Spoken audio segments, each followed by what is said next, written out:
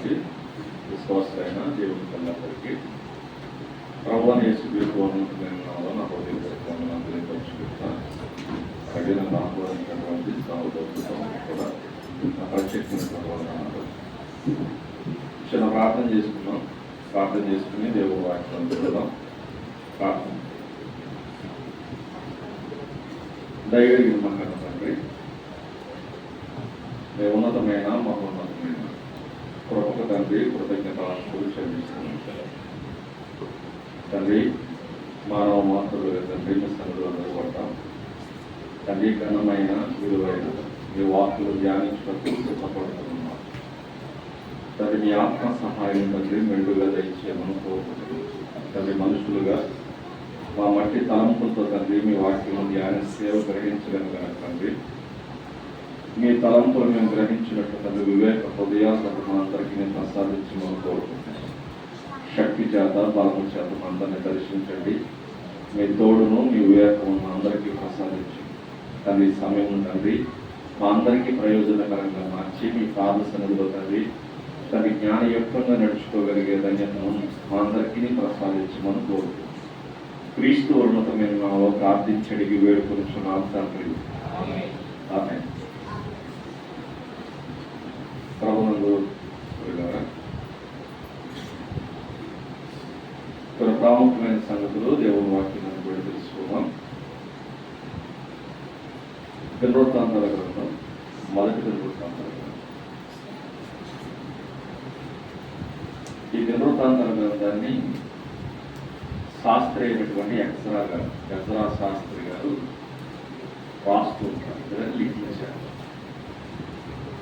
గడిచిపోయినటువంటి పితరుల యొక్క ఇతివృత్తాంతాన్ని, వాళ్ళ జీవితాన్ని ఒకసారి మననం చేసుకుంటూ ప్రతి చరిత్రను ఇక్కడ రాసుకుంటూ వస్తారు. ఇంకా చెప్పాలంటే ఆదాము గారి దగ్గర నుంచి దేవుని పిల్లలు ఎవరైతే ఉన్నారో వారందరి చరిత్రను వంశావళిని రాసుకుంటూ వస్తారు. అది మొదటి దినవృత్తాంతాల గ్రంథం మొదటి అధ్యాయం నుంచి మనం చూసుకుంటూ వస్తే అనేక మంది పెద్దల కుటుంబీకుల గురించి రాసుకుంటూ వస్తారు, వాళ్ళ వంశావళి గురించి రాసుకుంటూ వస్తారు. ఇలా రాసుకుంటూ ప్రతి గోత్రము గురించి ఆయన స్పృశించుకుంటూ వస్తూ 4వ అధ్యాయం వచ్చేసరికి ఒక ఆయన ప్రస్తావనను తీసుకుని వస్తుంటాడు. 4వ అధ్యాయంలో రాయబడుతున్నటువంటి సందర్భాన్ని మనం చూడగలిగితే 4వ అధ్యాయం 9వ వచనంలో రాయబడుతున్నటువంటి మాట. 4వ అధ్యాయం 9. యబ్బేజు తన సహోదరుల కంటే ఘనము పొందిన వాడై ఉండేను. ఈ యబ్బేజు అనే అయినటువంటి ఒక ఆయన ఇతివృత్తాంతాన్ని ఒకసారి లేవనెత్తి మాట్లాడుకుంటాడు. ఇంకా చెప్పాలంటే మిగిలిన వాళ్ళ చరిత్ర మనకి అక్కడక్కడ కనపడుతుంది, కానీ ఈయన చరిత్ర మనకి ఎక్కడ కనపడుతుంది. ఈ యబ్బేజు అనేటువంటి ఒక వ్యక్తి చరిత్ర మనకి గత పుస్తకాలు ఎక్కడ కనపడదు, కానీ ఇక్కడ అనేక మంది పేర్లు రాసుకుంటూ వస్తాడు. చాలా మంది పేర్లు రాసుకుంటూ వచ్చాడు. ఇంకా చెప్పాలంటే పైన సుమారు 500 మంది పైగా వంశావళి యొక్క గోత్రకర్తలు ఎవరైతే ఉన్నారో వాళ్ళ పేర్లు రాసుకుంటూ వచ్చాడు. సుమారు 500 మంది పైనే ఉంటారు. 500 నుంచి 700 మంది అంటారు. ఎంతమంది పేర్లు రాసుకుంటూ వచ్చి ఎవరి దగ్గరకు వచ్చాడు ఈయన అంటే యబ్బేజు అని ఒక ఆయన దగ్గరకు వచ్చాడు. ఆయన దగ్గరకు వచ్చిన తర్వాత ఆయన పేరు అలా రాసుకుంటూ వెళ్ళిపోవడానికి ప్రయత్నించట. ఆయన పేరు రాసిన తర్వాత ఆయన అన్నాడు, ఆయన చరిత్ర రాసినప్పుడు ఏమంటున్నాడు, యబ్బేజు తన సహోదరుల కంటే ఘనము పొందిన వాడే అన్నాడు. అంటే ఆ వంశవాడు ఏదైతే ఉందో, ఆ గోత్రం ఏదైతే ఉందో, ఆ గోత్రములో ఉన్న వాళ్ళందరికంటే, ఇంకా చెప్పాలంటే అది ఏ గోత్రం అన్నప్పుడు యోధా గోత్రం. యోధా గోత్రంలో పేరుందిన వాళ్ళు ఎవరు అంటే యోధా గారి తర్వాత దావీదు గారు కనపడుతుంటారు. పేరుందినటువంటి ఒక పర్సన్. కానీ దావీదు గారి చరిత్రతో పాటు ఈయనే కాదు, ఆ గోత్రంలో ఇంకొక ఆయన కూడా ఉన్నాడు. ఎవరాయన? జబ్బేజ్ లేదా యబ్బేజ్ అని ఒక ఆయన ఉన్నాడు. ఆయన కూడా సహోదరుల్లో గరుడైన వాడు. గరుడంటే పరిభాషలో చెప్పాలంటే గరుడు అంటే మనం కొన్ని కొలతలను బట్టి గరుడు అంటాం. దేని బట్టి? ఒకవేళ ఆస్తిని బట్టి కావచ్చు, లేదంటే అంతస్తుని బట్టి కావచ్చు, లేదంటే అధికారాన్ని బట్టి కావచ్చు. ఇలా కొన్ని కొలమానాలను బట్టి గరుడు అంటాం, కొన్ని కొలమానాలు బట్టి.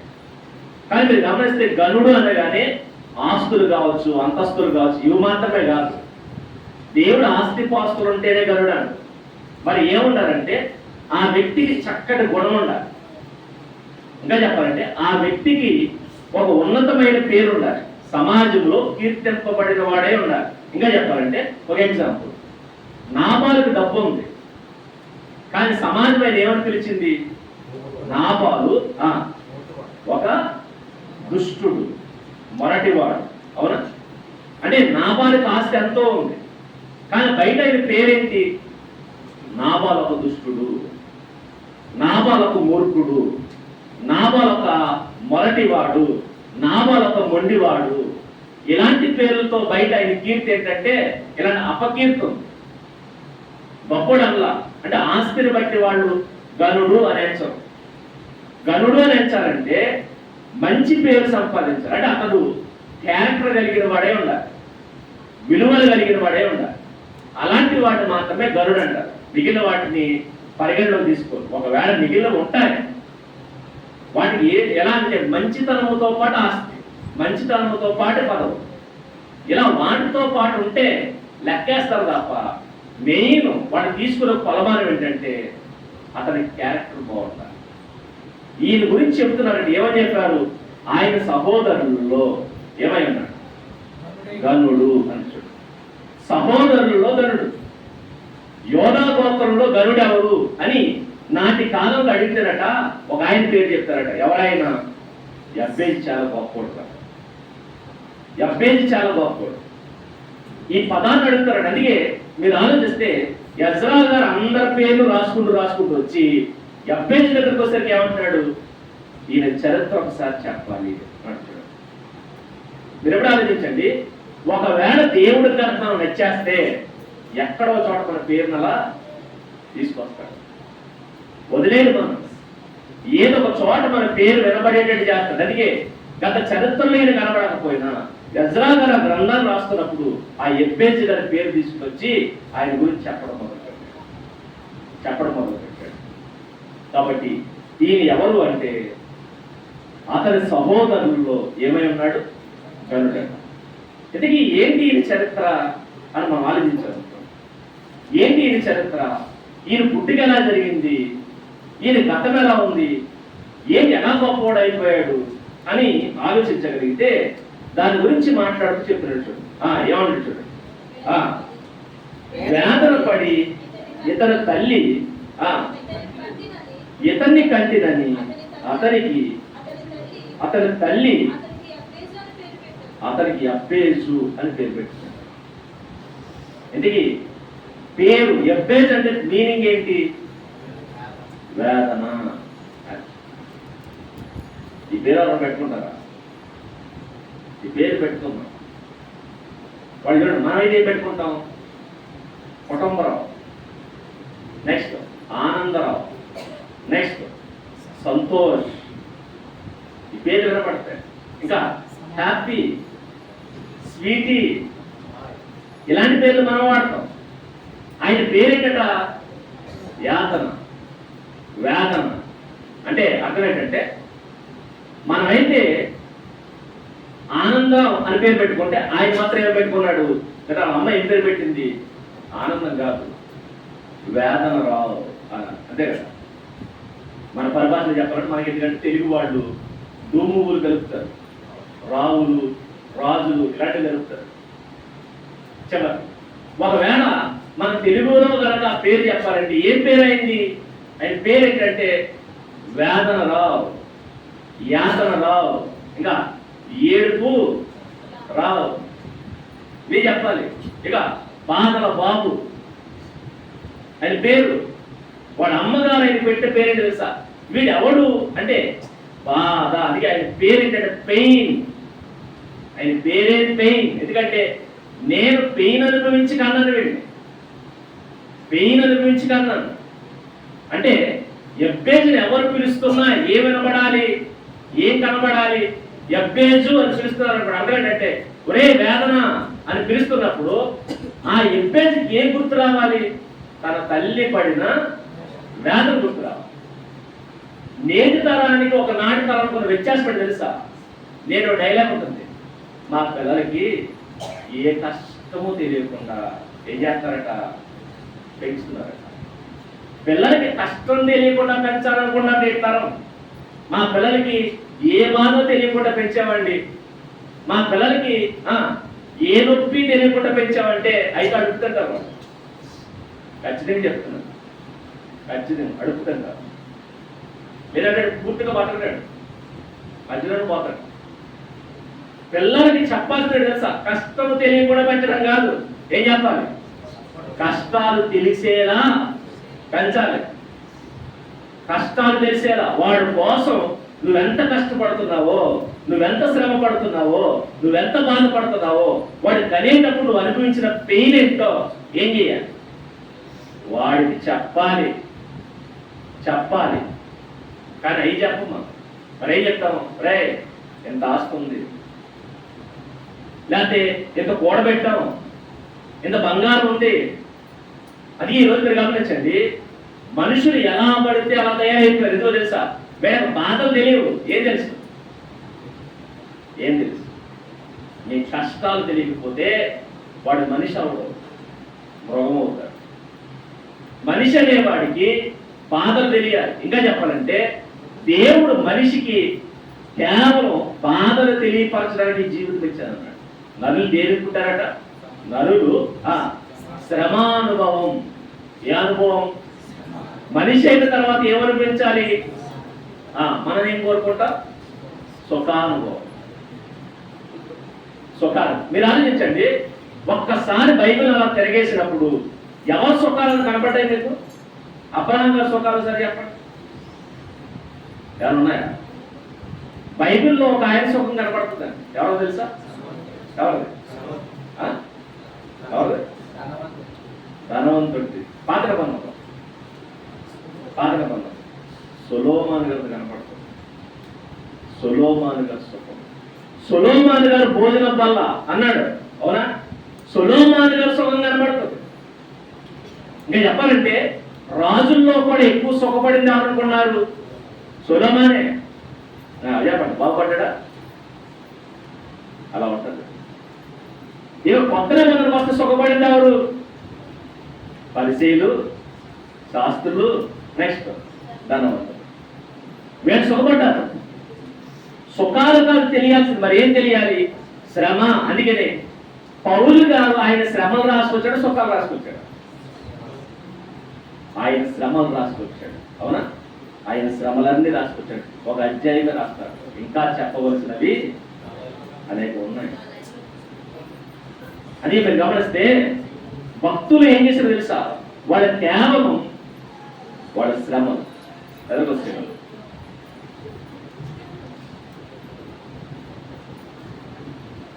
రైట్. శ్రమలు ఎక్కువ శాతం మాట్లాడుతున్నారు కాబట్టి పిల్లలకి ఏం చెప్పాలి? శ్రమలు చెప్పాలి, శ్రమలు తెలియపరచాలి. ఆయన తల్లి ఎంత గొప్పదంటే ఆయనకి పేరే పెట్టేసిందట. ఏం పేరు పెట్టింది? పెయిన్ అని పేరు పెట్టింది. నీ పేరే పెయిన్. నిన్ను పిలిచిన ప్రతిసారి ఎవరి బాధ గుర్తుకు రావాలి? ఎవరి బాధ? తల్లి బాధ గుర్తుకు రావాలి.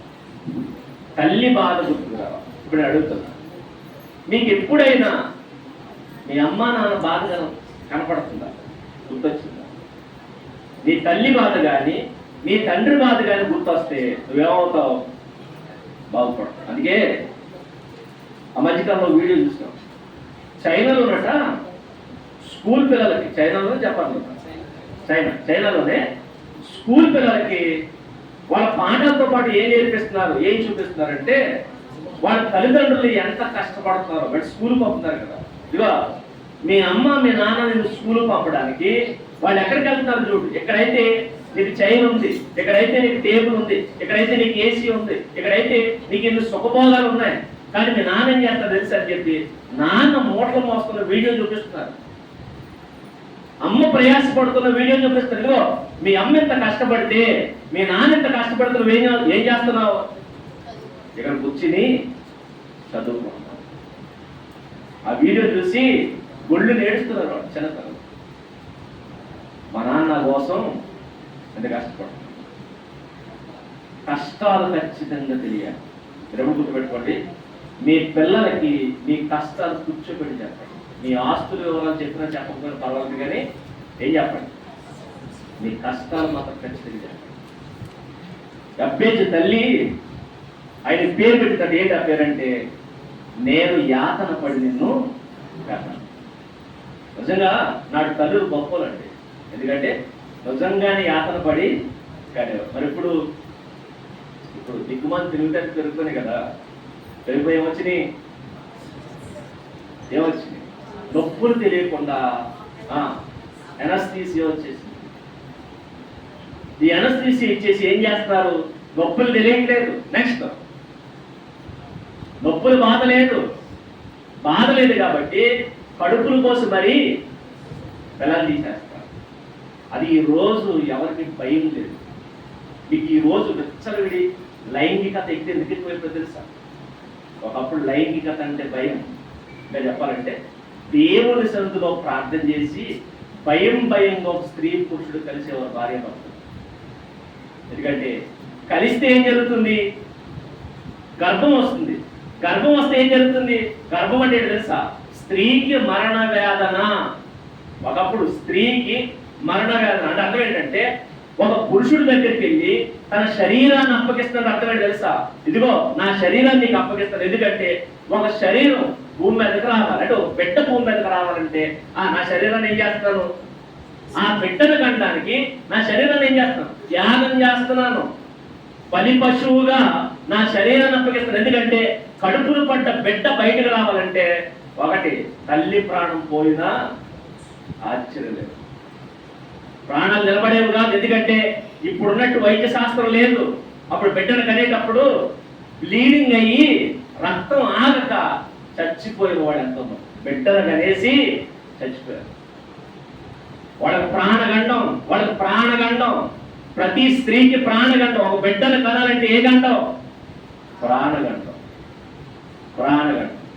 ప్రాణాలను అర్పించి ఏం చేసేవారు, కానీ కాబట్టి లైంగికత ఎంత భయపడేవారు. దేవుని సన్నిధిలో ప్రార్థన చేసుకుని దేవా నన్ను కాపాడాల్సింది నువ్వే అని ఒక స్త్రీ అంత పవిత్రంగా ఎంచుకునేది. మరి ఇప్పుడు చిన్న లేదు పెద్ద లేదు. ఈరోజు గమనించండి, 9వ తరగతి చదివే అమ్మాయిలు బిడ్డలు కనేస్తారంటే ఏమన్నారు? 9వ తరగతి చదువుతుందంటే ఎంత వయసు? గట్టిగా ఉంటే 13-14 సంవత్సరాల వయసు ఉన్న అమ్మాయి అంటే ఏం భయం లేదు. ఏమైపోయింది ఇది అంటే భయంకరమైన పరిస్థితికి వెళ్ళిపోతున్నారు. ఇలాంటి పరిస్థితులు వచ్చేసి కానీ ఒకప్పుడు వేదన, భయంకరమైన వేదన. మీరు గమనించండి, రాహేలు బిడ్డను కందక ఎంతమందిని కందాలి. ఒక ఆయన పేరు యేసేపు, ఇంకొక ఆయన పేరు. దేవుడు ఆవిడకి పిల్లల్ని ఇవ్వలేదు. పిల్లల్ని ఇవ్వకపోతే పోరాడి ఏడ్చి ఏం చేసింది, నాకు పిల్లలు కావాలి. కొన్నిసార్లు దేవుడు మనం మేలు కోరేది చేయడు. ఎందుకు ఇవ్వలేదు ఆవిడ పిల్లల్ని? రాహేలు పిల్లల్ని ఇస్తే ఏమైపోతాయి చెప్పండి? చచ్చిపోతే.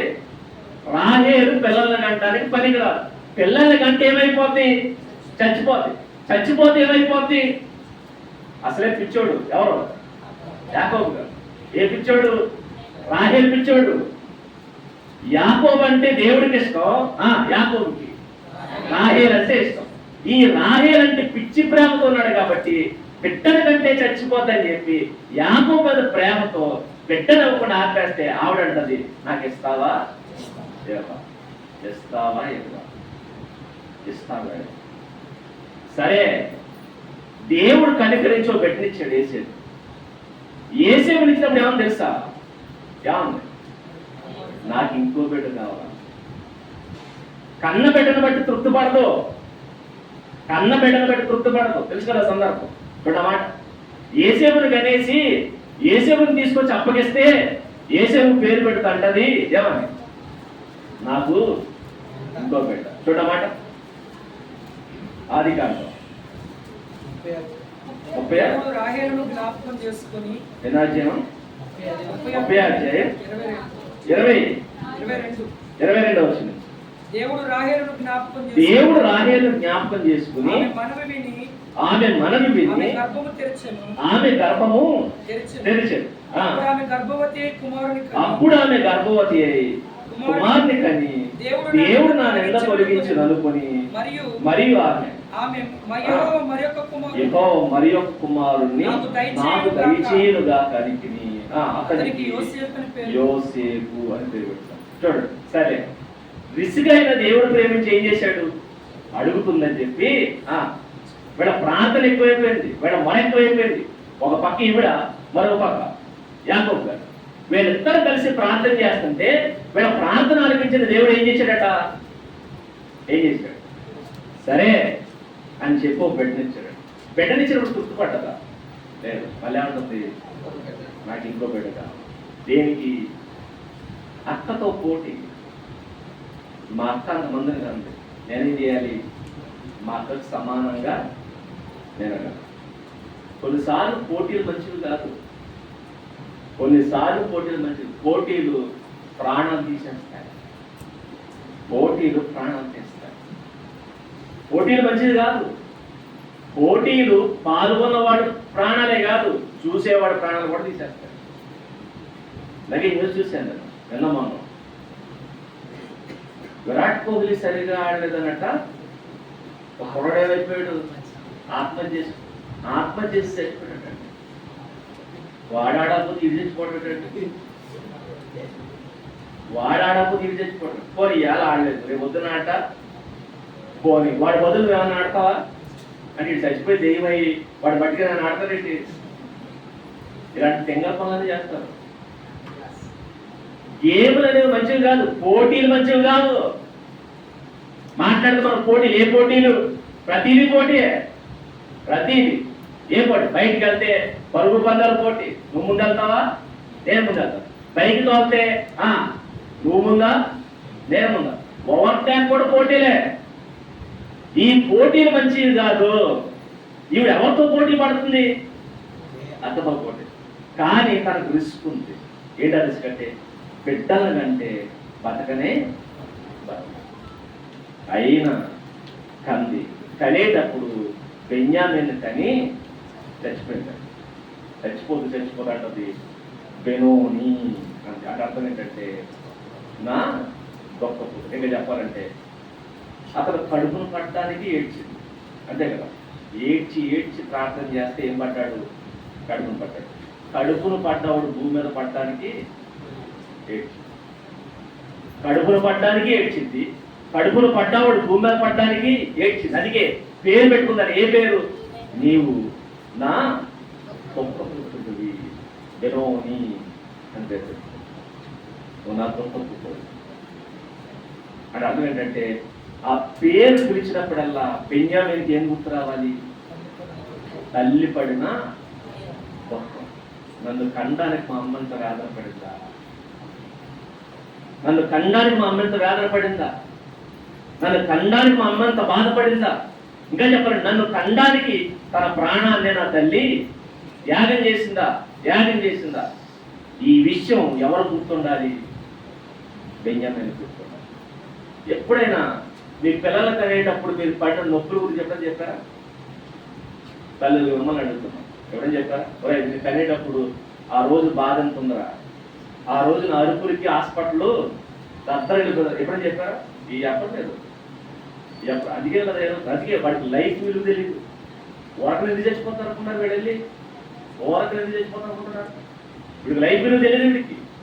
అందుకే చెప్పారు కదా, ఆడెవడో ఆడదని చచ్చిపోయాడట. ఇది ఈయన కండానికి ఆడు కష్టపడ్డాడే, అమ్మ కష్టపడిందా? వాళ్ళ అమ్మ కష్టపడి కంటే ఏం చేశాడు, వాడు సరిగా ఆడలేదని వీడు చచ్చిపోయాడు. మీరు మీ బాధలు చెప్పకపోతే వాడికి వాడి లైఫ్ విలువ తెలియదు. కాబట్టి మీ పిల్లలకి ఏం చెప్పాలి? రే నేను కండానికి నేను కష్టపడ్డా. ఏం కష్టపడ్డాను?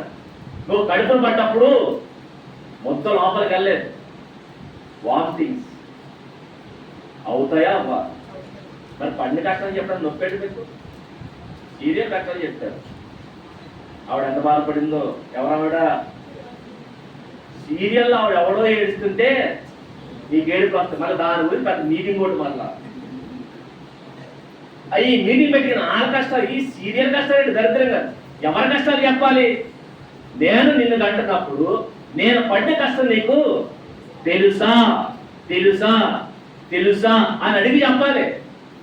చెబితే వాడికి అర్థమవుతుంది. అంటే నన్ను కండానికి మా అమ్మ తిండి తినలేదు, మా అమ్మ నిద్ర పోలేదు, మా అమ్మ సరిగా ఉండలేదు, నీరసించిపోయింది. ఇంకా చెప్పాలంటే తన లైఫ్ నాకు అప్పగించి ఏమైపోయింది అంటే కదా. పిల్లల కన్నా తర్వాత తల్లిదండ్రులు ఏమైపోతారు? వీక్ అయిపోతారా? బ్యాక్ పెయిన్స్ వచ్చినాయా? ఎందుకు వచ్చినాయి? పిల్లల కన్నా. అందుకే చెప్పండి, ఒరే నీ మూలంగా నాకు ఏమొచ్చింది? వెన్నునొప్పి వచ్చింది. కూర్చోబెట్టి ఇవన్నీ ఏం చేయాలట చెబితే మీరెంత కష్టపడ్డాడో వాడికి అర్థం. ఇప్పుడు చూడండి, యబ్బేజు తల్లి కూడా అదే అనుకుంది. తర్వాత రాహేలు కూడా అదే అనుకుంది. నా పిల్లలకి ఏం తెలియాలి? నా కష్టం, నా కష్టం, నా శ్రమ, నా కష్టం, నా శ్రమ తెలియాలి. అందుకే పేరు పెట్టారట. ఏమని? యబ్బేజు అని ఇవి పెట్టింది, బెనోని అని ఆవిడ పెట్టింది. మరి మీ పిల్లలకి ఏం పేరు పెట్టారు? వాడు కడుపును పడ్డప్పుడు వాంతులు ఎక్కువైనప్పుడు ఏం పెట్టండి? వాంతులు రావు అని పెట్టండి. బాగుంది. ఎందుగా పేరు పెట్టారంటే చెప్పండి, రే నువ్వు తిన్నది కడుపులో వండించేవాడు కాదు, నీ మూలం ఏమైంది? వాంతులే. అప్పుడే గుర్తొస్తుంది ఎవరికి. లేకపోతే దరిద్రంగా తయారవుతారు ఒక్కొక్కడు. అలా తయారవుతారు చూడండి. అందుకే ఇలాంటివి చెప్పండి, ఏం పర్లేదు పెట్టండి. స్వీటీ, హనీ, చెత్త, గల ఇవి కాదు, ఇవి కాదు. బాధల పేర్లుగా మార్చేయండి. అందుకే ఆ తల్లి ఎంత తెలివైందంటే పేరు పెట్టేస్తుంది. ఒకటి, మన కష్టాలు చెప్పండి. కానీ కష్టాలు చెప్పని బ్యాచ్ ఒకటి ఉంటే ఇంకో బ్యాచ్ ఉంటుంది. దీంట్లో ఇంకో బ్యాచ్ అంటే తెలుసా? ఇంకో బ్యాచ్ ఏంటో ఉన్నారు, ఒరే నీ కోసం కష్టపడ్డాము అన్నది మంచిది. ఇంకోటి ఏంటో తెలుసా? నీ వల్లే కష్టాలు, నీ వల్లే కష్టాలు అంటే కొంతమంది. నువ్వు పుట్టిన కాడి నుంచి మా బతుకు ఇలా అయిపోయింది. వీడు పుట్టక ముందు బాగానే ఉండేదండి, పుట్టిన తర్వాత ఏమైంది? మా ఆయనకి ఉద్యోగం పోయింది, నెక్స్ట్ వ్యాపారం పోయింది. వీడు పుట్టిన దగ్గర నుంచి ఏంటి? దరిద్రమే దరిద్రం. వీడెవడు? దరిద్రుడు, నష్టజాతకుడు. ఇంకా ఈ డైలాగులు అనేవాడు ఉన్నారు చూసారా? మరి వీళ్ళు ఏం చేయాలంటే, వీళ్ళు ఏం చేయడం కాదు, వీళ్ళు ఊరే చేయాలండి. దరిద్రుడు డైరెక్ట్గా దిశలో తీసేయాలి. నీ వల్లే కాదు ఏమన్నారు? ఒరే నీ కోసం నేను కష్టపడ్డాను, నీ కోసం కష్టపడ్డానని చెప్పింది నీ మీద ప్రేమను పెంచుతుంది. నీ వల్లే కష్టాలు వచ్చాయంటే నీ మీద ద్వేషం పెరుగు, ద్వేషం పెరుగు. నీ మీదే కాదు, వాడి మీద వాడికే ద్వేషం పెరుగు. మళ్ళా కష్టాలు చెప్పకపోతే వాడి విలువ వాడికి తెలియదు, నీ విలువ వాడికి తెలియదు.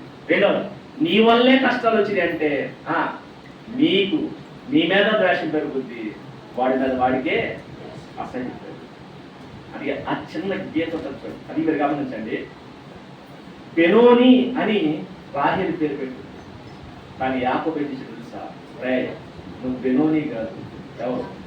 బెన్యామీన్. బెన్యామీన్ అంటే కుడి చేతి పుత్రుడు. అంటే నాకు కుడి భుజం లాంటివాడు కాదు. నీ అమ్మేమంది? నువ్వు గొప్ప పుత్రుడు అని. మరి నేనేమన్నాను? నా బలమైన పుత్రుడివి. కుడి చేయి అంటే బలాన గుర్తు, ఈ బలాన గుర్తైన కుడి చేతి ఆయన అంటాడు, నువ్వు నా బలపుత్రుడు. మరి ఆవిడేముంది? అంటే బెనోని అని తల్లి చెప్పిన తండ్రి ఎలా చూశాడు? నీ వల్లే నేను ప్రేమించిన రాహేలు చచ్చిపోయిందిరా, నా భార్యని చంపేసేవారా, నా భార్యను పట్టణ పెట్టుకున్నావరా అని తిడత ఎలా ఉంటుందండి? అది కాదు భక్తులు. ఒకవేళ మనలో అయితే కొందరు తగ్గట్టేది చూడండి. ఒకవేళ వాడు పుడుతున్నప్పుడు కానీ, అమ్మాయి పుట్టినప్పుడు కానీ, అబ్బాయి పుట్టినప్పుడు కానీ వాళ్ళ ఆవిడ చచ్చిపోయింది అనుకోండి, వీడి మీద పక్కబెట్టేస్తారు. పోనీ అలా ఆవిడే కదండి, ఇంట్లో ముసలిదే, వీళ్ళ అమ్మమ్మో వీళ్ళ నాయనమ్మ చచ్చిపోతే ఇది పక్కబట్టేస్తారు. దానికి వయసు ఎక్కువైపోయి చచ్చిపోయింది. దానికి ఈడేం చేస్తాడు?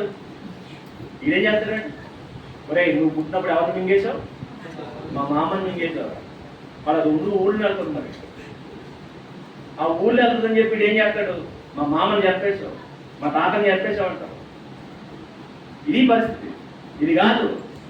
వాడిని ఎలా చూడాలంటే చూడండి, రాహేలుని చంపేశామని చెప్పి అలా మరేమన్నాడంటే, నీవు నా బలమైన పుత్రుడు, నా కుడి చేతి పుత్రుడు. చూడాలి ఆలోచించండి. అది తల్లిదండ్రులు ఉండవలసిన బాధ్యత. ఇప్పుడు మీరు ఆలోచిస్తే తల్లి ఆయనకి ఎబ్బేజ్ అని పేరు పెట్టింది, అంటే వేదన అని పేరు పెట్టింది. ఆయన పిలిచిన ప్రతిసారి ఆయన గుర్తొచ్చేది తెలుసా? తన ఖండానికి తన తల్లి పడిన వేదన గుర్తొచ్చేది. ఇంకోటి ఏంటంటే, తల్లి ఒకవేళ మంచి ఉద్దేశంతో పేరు పెట్టినా లోకమైన చూడదు. లోకమైన చూస్తుంది, వీడు అమ్మను మింగేసినట్టు రాదు. వీడు పుట్టినప్పుడు ఏం జరిగింది? వీడు అమ్మ చచ్చిపోయింది. ఇలా ఎబ్బేసిన లోకం చీప్గా చూడటం మొదలుపెట్టింది. చీప్గా. అదే కొన్నిసార్లు మీరు గమనిస్తే వాళ్ళని ఎదురు రానవరు. ఇంకా చెప్పరండి, ఈ కాలంలోనే ఇలా ఏడ్చారంటే పూర్వకాలం ఎలా ఉంటుంది చూడండి. పూర్వకాలం ఆ కాలంలో ఇంకా సేపు పెంచుకునేవారు. ఎబ్బేజిని సమాజం సరిగ్గా పట్టించుకోలేదు. ఆయన సరిగ్గా పట్టించుకోలేదు. ఎందుకంటే తల్లి చచ్చిపోయింది, కానీ కుటుంబీకులు ఆయన సరిగ్గా పట్టించుకోకపోతే మనమైతే ఏమవుతాం? మనమే. అందుకే మన సినిమాలు చూపిస్తారు కదా, అమ్మ నాన్న పట్టించుకోలేదు కానీ ఏమవుతాడు? వీడు గాలిదో అవుతాడు, ఆడే హీరో. కానీ ఇక్కడ మీరు గమనిస్తే ఎబ్బేజిని ఎవరో పట్టించుకోకపోతే ఏం చేస్తారు చూడండి. ఏమైపోయాడు? ఆయన సహోదరులలో గనుడైపోయాడు.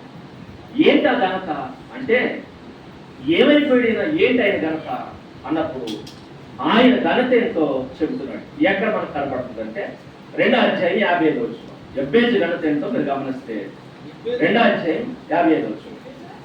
ఎబ్బేజులో కాపురం ఉన్న లేఖికుల వంశములైన తెరాతీయులు, షిమ్యాతీయులు, సుకోతీయులు, వీరు రేకాబు అంటే వారికి తండ్రి అయిన హామాతు వలన పుట్టిన కేనీల సంబంధులు.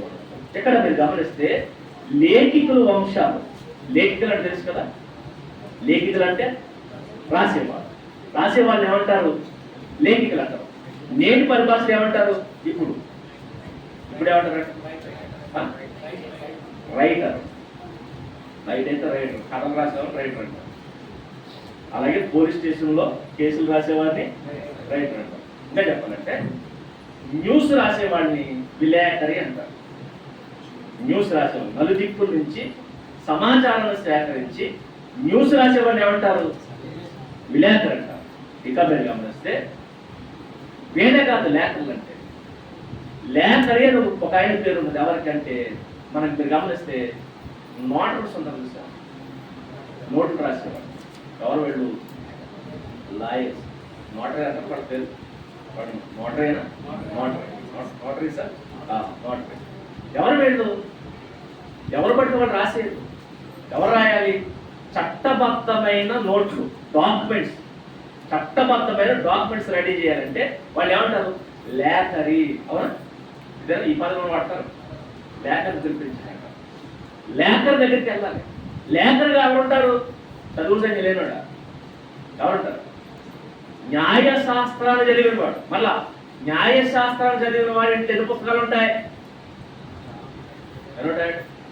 వాడు ప్రత్యేక గది ఉంటుందండి. ఎక్కడ చూసినా ఏ లాయర్ని చూసినా ప్రత్యేక పెద్ద సెల్ఫ్ ఉన్నది. సెల్ఫ్ నిండుగా ఉంటాయి, పుస్తకాలు ఉంటాయి. అందుకే మీరు ఆలోచిస్తే సెక్షన్ చెప్తారు చూసారా? 301, 501 ఇన్స్టాన్స్ ఏం చెప్తారండి? ఈ సెక్షన్ చెప్తారంటే 501 అని అంటే అర్థం ఏంటి? అన్ని సెక్షన్లు ఉంటాయి. ఈ సెక్షన్ అన్నిటికీ ప్రత్యేకమైన పుస్తకాలు ఉంటాయి. అవన్నీ ఏం చేయాలి? అందరూ చదివి ఏం చేయాలి? నాలెడ్జ్ సంపాదించాలి. అంటే లేఖలకి ఏముండాలి? బోల్డ్ అంత నాలెడ్జ్ ఉండాలి, బోల్డ్ అంత నాలెడ్జ్ ఉండాలి. అంత నాలెడ్జ్ ఉన్నవాడే లేఖలు అవుతాడు, లేఖలు అవుతాడు. అంటే న్యాయశాస్త్రాలు చదవాలి. నాడు కూడా చట్టాలు రాసేవాడు వీళ్ళు. ఎవరంటే లేఖికులు అంటే చట్టాలు రాసేవారు. ఎందుకంటే ఇశ్రాయేల్ భూభాగాలు పంచారు కదా, వాళ్ళ భూభాగాలకు సంబంధించిన ఆ చట్టబద్ధమైన పత్రాలు రాయాలన్నా వాడికి కేవలం భూభాగాలే కాదు, చివరికి వంశావళులు కూడా రాసుకోవాలి. వంశావళి, మీ నాన్న ఎవర్రా ఫలానా, మీ గోత్రం ఏంట్రా ఫలానా, ఇలా ప్రతిదీ పిన్ టు పిన్. ఇంకా చెప్పాలంటే ఎక్కడి నుంచి రాయాలంటే ఆదాము గారి దగ్గర నుంచి వీళ్ళ వంశావళి మొత్తం చెప్పాలి. మనం అడిగి చెప్తామా, మీ నాన్నగారు ఎవరు ఫలానా, మీ తాతగారు ఎవరు ఫలానా, మీ ముత్తాత గారు ఎవరు, నాకేం తెలియదు, నాకే తెలియదు. నాకు మా నాన్న పేరు తెలుసు, నెక్స్ట్ మా తాత పేరు తెలుసు, నెక్స్ట్ మా ముత్తాత తెలియదు. ఆ తర్వాత మీ ముత్తాత గారు నాన్నగారు ఎవరంటే, మీ ముత్తాత గారు తాతగారు ఎవరంటే, మీ ముత్తాత గారు ఎవరంటే నాకెక్కడ తెలిసి వస్తుంది, అది ఎప్పుడు పోయాడు. ఇలా తెలుసుకున్నాం మనం బాగున్నాం కాబట్టి అంత సీన్ లేదు మనకి. కానీ అలా కాదు, నాకు తెలియదన్నారు అవలబొమ్మంటారు వాడు. ఇశ్రాయేలు తెగలో తాత ముత్తాతల చరిత్ర చెప్పాలి. ఎక్కడి నుంచి చెప్పాలి? ఎక్కడి నుంచి చెప్పాలి? ఆదాము దగ్గర నుంచి. పోనీ ఆదాము దగ్గర నుంచి నువ్వు చెప్పకపోయినా, ఎక్కడి నుంచి అంటే అబ్రహాము గారి దగ్గర నుంచి, పోనీ అబ్రహాం గారి దగ్గర నుంచి చెప్పకపోయినా ఇశ్రాయేలు దగ్గర నుంచి ఖచ్చితంగా చెప్పాలి. ఇశ్రాయేలు కుమారుల దగ్గర నుంచి 12 గోత్రాలు ఏవైతే ఉన్నాయో, మీది ఏ గోత్రము, మీ తండ్రి ఎవరో, మీ తాత ఎవరో, మీ మూలపితరుడు ఎవరో, అక్కడి నుంచి ప్రతి చరిత్ర చెప్పాలి. అలా చెప్పడానికి ఇదిగో చట్టబద్ధమైన వంశవాళ్ళు ఏం చేయాలి? రాయాలి. రాయాలంటే ఆ డీటెయిల్స్ అన్ని ఎవరి దగ్గర ఉండాలి? ఈ లేఖికుల దగ్గర ఉండాలి. అంత డీటెయిల్స్ రాసేవారు. ఒక పక్క భూభాగాలకు సంబంధించినటువంటి చట్టాలు రాసేవారు, మరొక పక్క వంశావళికి సంబంధించినటువంటి చట్టాలు రాసేవారు. అలా రాసేవాళ్ళు ఏమనేవారు? లేఖికులు అనేవారు. ఇప్పుడు ఈ లేఖికులందరూ కలిపట ఒక పట్టణంలో ఉన్నారట. ఏ పట్టణం? ఎబ్బేజు అనే పట్టణం. ఎబ్బేజ్ ఎవరు? ఇలా మనం చదువుకున్నామే ఆయన. ఈ ఎబ్బేజ్ ఎవరంటే, యూదులు చెప్పే చరిత్ర ఏంటంటే లేఖికులకు పితామహుడు లాంటి వాడు అట. అందుకని ఈ లేఖికులందరూ ఒక ప్రాంతంలో నివసించేటప్పుడట, ఒరే మనందరం ఉండడానికి, మన ప్రాంతానికి, మన పట్టణానికి ఏ పేరు పెట్టుకుందాం అనగానే ఏ పేరు? ఎబ్బేజ్ పేరు పెట్టండి. ఎందుకంటే మన లేఖికులలో ఎబ్బేజ్ అంత జ్ఞానవంతుడు లేడు, ఎబ్బేజ్ అంత గొప్పోడు లేడు. ఎబ్బేజ్ అంత గొప్పోడు అంటే లేఖికుడు అనగానే, లేఖికుడు ఇంకా మన పరిభాష చెప్పాలి. లాయర్ అనగానే ఎవరు గుర్తొస్తారు? జడ్జ్ అనగానే ఎవరు గుర్తొస్తారు? న్యాయవాది అంటే ఎబ్బేజ్ గుర్తొస్తాడు. ఎబ్బేజ్ అంటే న్యాయం గుర్తొస్తుంది. న్యాయం అంటే ఎబ్బేజు, ఎబ్బేజ్ అంటే న్యాయం. వాడికి ఎలా తెలియదు చూడండి. ఇదిగో మనలో న్యాయవంతుడు, మనలో జ్ఞానవంతుడు, మనలో గుణవంతుడు, మనలో ముఖ్యుడు ఎవరు అని అడిగితే ఎబ్బేజు. కాబట్టి మనం ఉండే పట్టణానికి ఏ పేరు పెడదాం? ఎబ్బేజు అని పేరు పెడతాం. ఎప్పటికీ ఉంటుందా? వాళ్ళు గొప్పోడు ఎవరో ఆ పేరు పెట్టుకుంటారు, ఆ పేరు పెట్టుకుంటారు. అందుకనే మనకైతే ఇవి ఉన్నాయి కదా కులాలకు సంబంధించి గమనించండి. ఆ క్షత్రియులు ఉండే ఆ ఏరియా ఉందనుకోండి, ఆ ఏరియాకి ఏ పేరు పెట్టుకుంటారు? వాళ్ళలో గొప్పవాడు. అక్కడ ఏ విగ్రహం పెడతారు? ఒక విగ్రహం, అల్లూరి సీతారామరాజు గారి విగ్రహం పెడతారు. ఎందుకు? వాళ్ళు ఆయన గొప్పవాడు. ఎక్కువ శాతం ఆ పేర్లో ఉంటాయి వాళ్ళు ఉండే చోట. సీతారామరాజు గారి విలేజ్, సీతారామరాజు గారి నగరం, సీతారామరాజు గారి ఇలా ఎలా అయితే పెట్టుకుంటారో అలాగే టీచర్లు ఉన్నారు అనుకోండి. టీచర్లు ఒక ఏరియాలో బతుకుంటే టీచర్లు ఎవరైతే, ఆ టీచర్ వృత్తులు ఎవరైతే బాగా పేరు గణించారో ఆ పేరే ఆ కాలనీకి పెట్టుకుంటారు, ఆ కాలనీ పెట్టుకుంటారు. అలాగే ఈ లేఖికులందరూ ఉండే కాలనీకి ఎవరి పేరు పెట్టారు? ఎవరి పేరు? ఎబ్బేజ్. అంటే ఎబ్బేజ్ ఎలాంటి వాడు అన్నమాట? లేఖికుల్లోనే ఎవరు? ఒక హై స్టాండర్డ్ కలిగినటువంటి వ్యక్తి. అంటే న్యాయవాదులు అంటాడు. మన మన మనతో చూడాలంటే మన కళ్ళతో మన నేడు ఉన్నటువంటి పరిస్థితులు చూడాలంటే ఆయన ఎవరు తెలుసా? ఒక హైకోర్టు జడ్జి లాంటి వాడు. అలాంటి వాడు హైకోర్టు కాదు, సుప్రీంకోర్టు జడ్జి అంతా గొప్పడు. సుప్రీంకోర్టు జడ్జి అంత గొప్పడే. ఎవరు? చెప్పాడు. ఆయన పేరేంటి? తెలుగులో చెప్పండి. వేదన, ఆవేదన. ఒరే ఆవేదన అని పిలుస్తారు, ఒరే యాతన అని పిలుస్తారు, ఒరే నొప్పి అని పిలుస్తారు. కానీ ఆ పేరుని ఎలా మార్చేసి తెలుసా? యొబ్బేజ్ అంటే ఒకప్పుడు పెయిన్, మరి ఇప్పుడు యొబ్బేజ్ అంటే ప్రైజ్.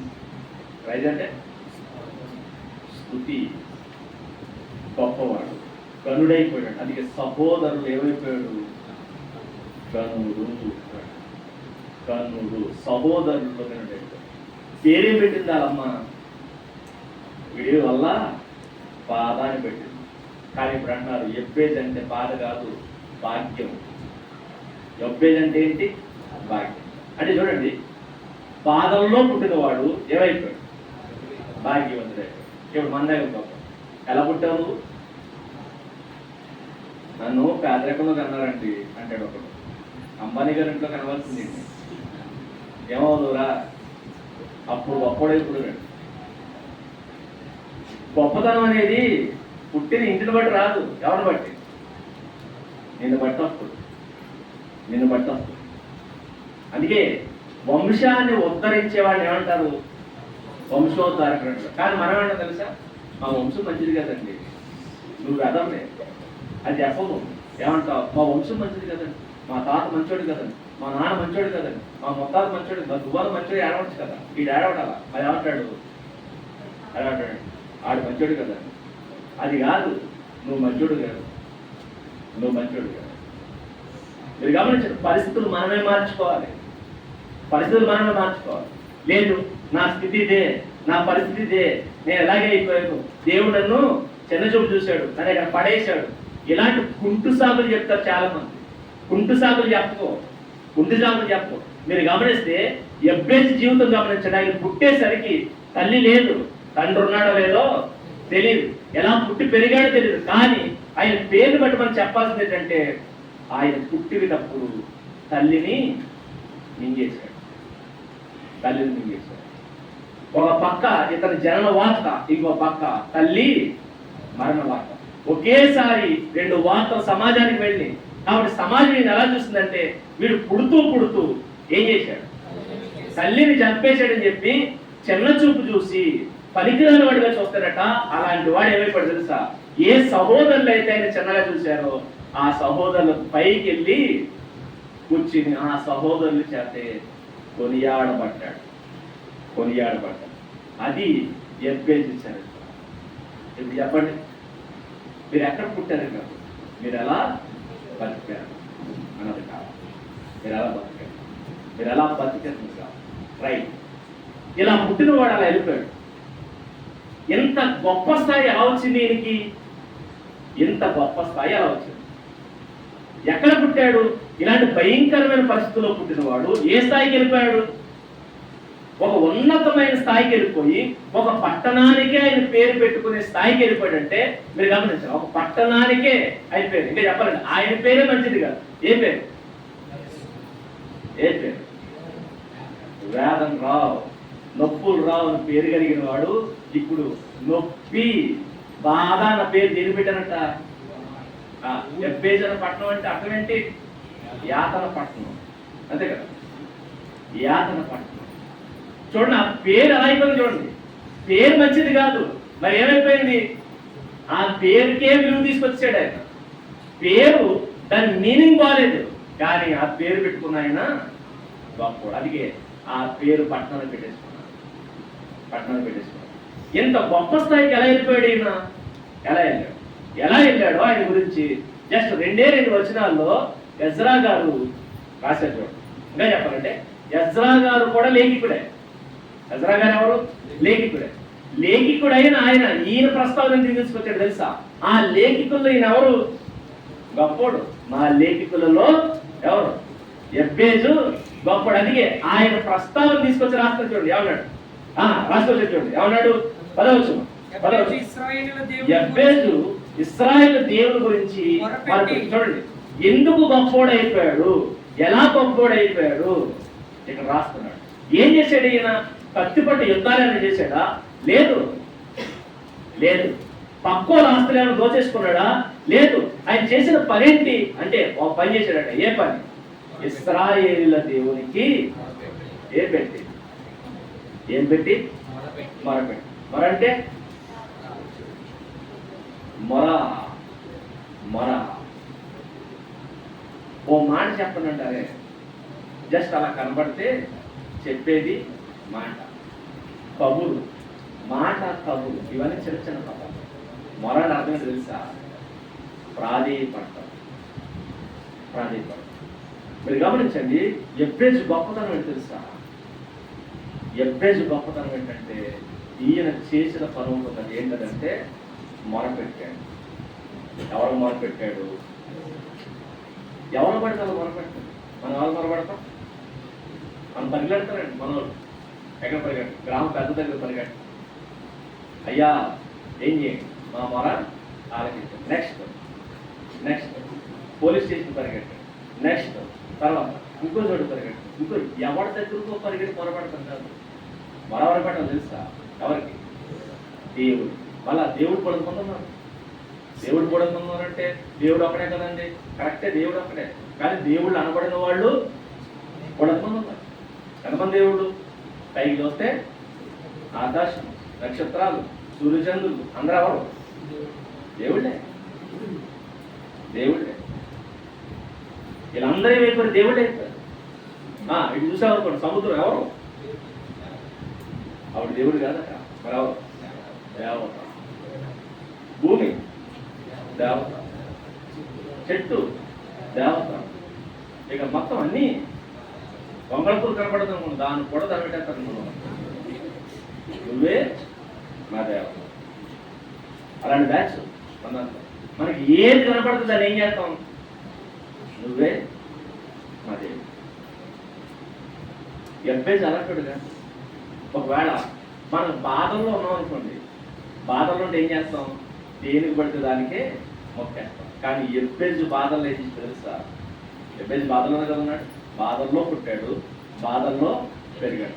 బాధల్లో పెరుగుతున్న ఆయన ఎవరో వచ్చి వారి నీ బాధలు పోవాలంటే ఏం చేయి? కాలు కట్టుకో, చేతులు కట్టుకో, పేట కట్టుకో, మొదడు కట్టుకో అని కట్టించుకోలేదు. అది మనం చెప్తే కాకినాడలు పేట కడతారంటే కట్టించేసుకుంటాం. తర్వాత నెక్స్ట్ జగ్గంపేట వెళ్ళు, రాజమండ్రి వెళ్ళు, ఏం కట్టుకో? చేతులు కట్టుకో, కాలు కట్టుకోండి. మొత్తం ఒకడు అయితే పైనుంచి కింద వరకు కట్టించుకుంటాడు. ఏంటయ్యి? పైనుంచి కింద వరకు కట్టించుకుంటాం. దేనికి రా కట్టుకున్నాం? తర్వాత ఒరే నువ్వు కట్టేసుకున్నావు కదా, పర్వాలేదా? అయితే మనం చెట్టుకు కట్టేయాలంటే ఏం చేస్తారు? ఎలుగడేస్తారు. ఆ చెట్టుకు కట్టు, పొట్టకు కట్టు, పొట్టకు కట్టు అంటే ఈడు ఇష్టం అంటే ఇక తీరు కట్టమని దాన్ని కట్టేస్తారు. బాధలో ఉన్నప్పుడు ఏం చెప్తేది చేస్తారు. అందుకే బాధలో ఉన్నవాడికి ఏమైనా అమ్మేచ్చు, ఏమైనా ప్రతీది అమ్మేచ్చు. వాడు ఏదైనా కొనేస్తాడు. నీ బాధలు పోవడానికి ఏంటి? ఇది కొన్నాను అనుకోండి, గడ్డి పరకు కూడా కొనేస్తాడు. చెత్త చెత్తం అన్నీ కొనేస్తాడు. ఎందుకంటే వాడికి ఏం పోవాలి? బాధలు పోవాలి. అది బాధలనే క్యాష్ చేసుకుంటారు అందరూ. మీరు గమనించండి, యబ్బేజు బాధల్లో ఉన్నాడు, కానీ ఎవరికి మొరపెట్టాలని తెలుసు. చూసాడట, నా బాధలు తొలగించగలిగేది ఒక్కడే. ఎవరైనా? ఇశ్రాయేలు దేవుడు. ఇజ్రాయేల్ దేవుడు అని ఎందుకన్నాడు? ఇజ్రాయేల్ దేవుడు అని ఎందుకన్నాడు? ఇజ్రాయేల్ అంటే యాకోబు, యాకోబు అంటే ఇసాకు కుమారుడు, ఇసాకు కుమారుడు అంటే అబ్రహాం కుమారుడు, అబ్రహాము, ఇసాకు, యాకోబుల దేవుడు. ఇశ్రాయేల్ దేవుడు అని అర్థం తెలుసా? దేవుడు ఆ పేరు చెప్పుకున్నాడు. ఏ పేరు? నేను అబ్రహాము దేవుడిని, నెక్స్ట్ నేను ఇసాకు దేవుడిని, నెక్స్ట్ నేను యాకోబు దేవుడు. ఇప్పుడు ఈయన కళ్ళ ముందు కనిపిస్తుంది ఎవరంటే ఎవరు?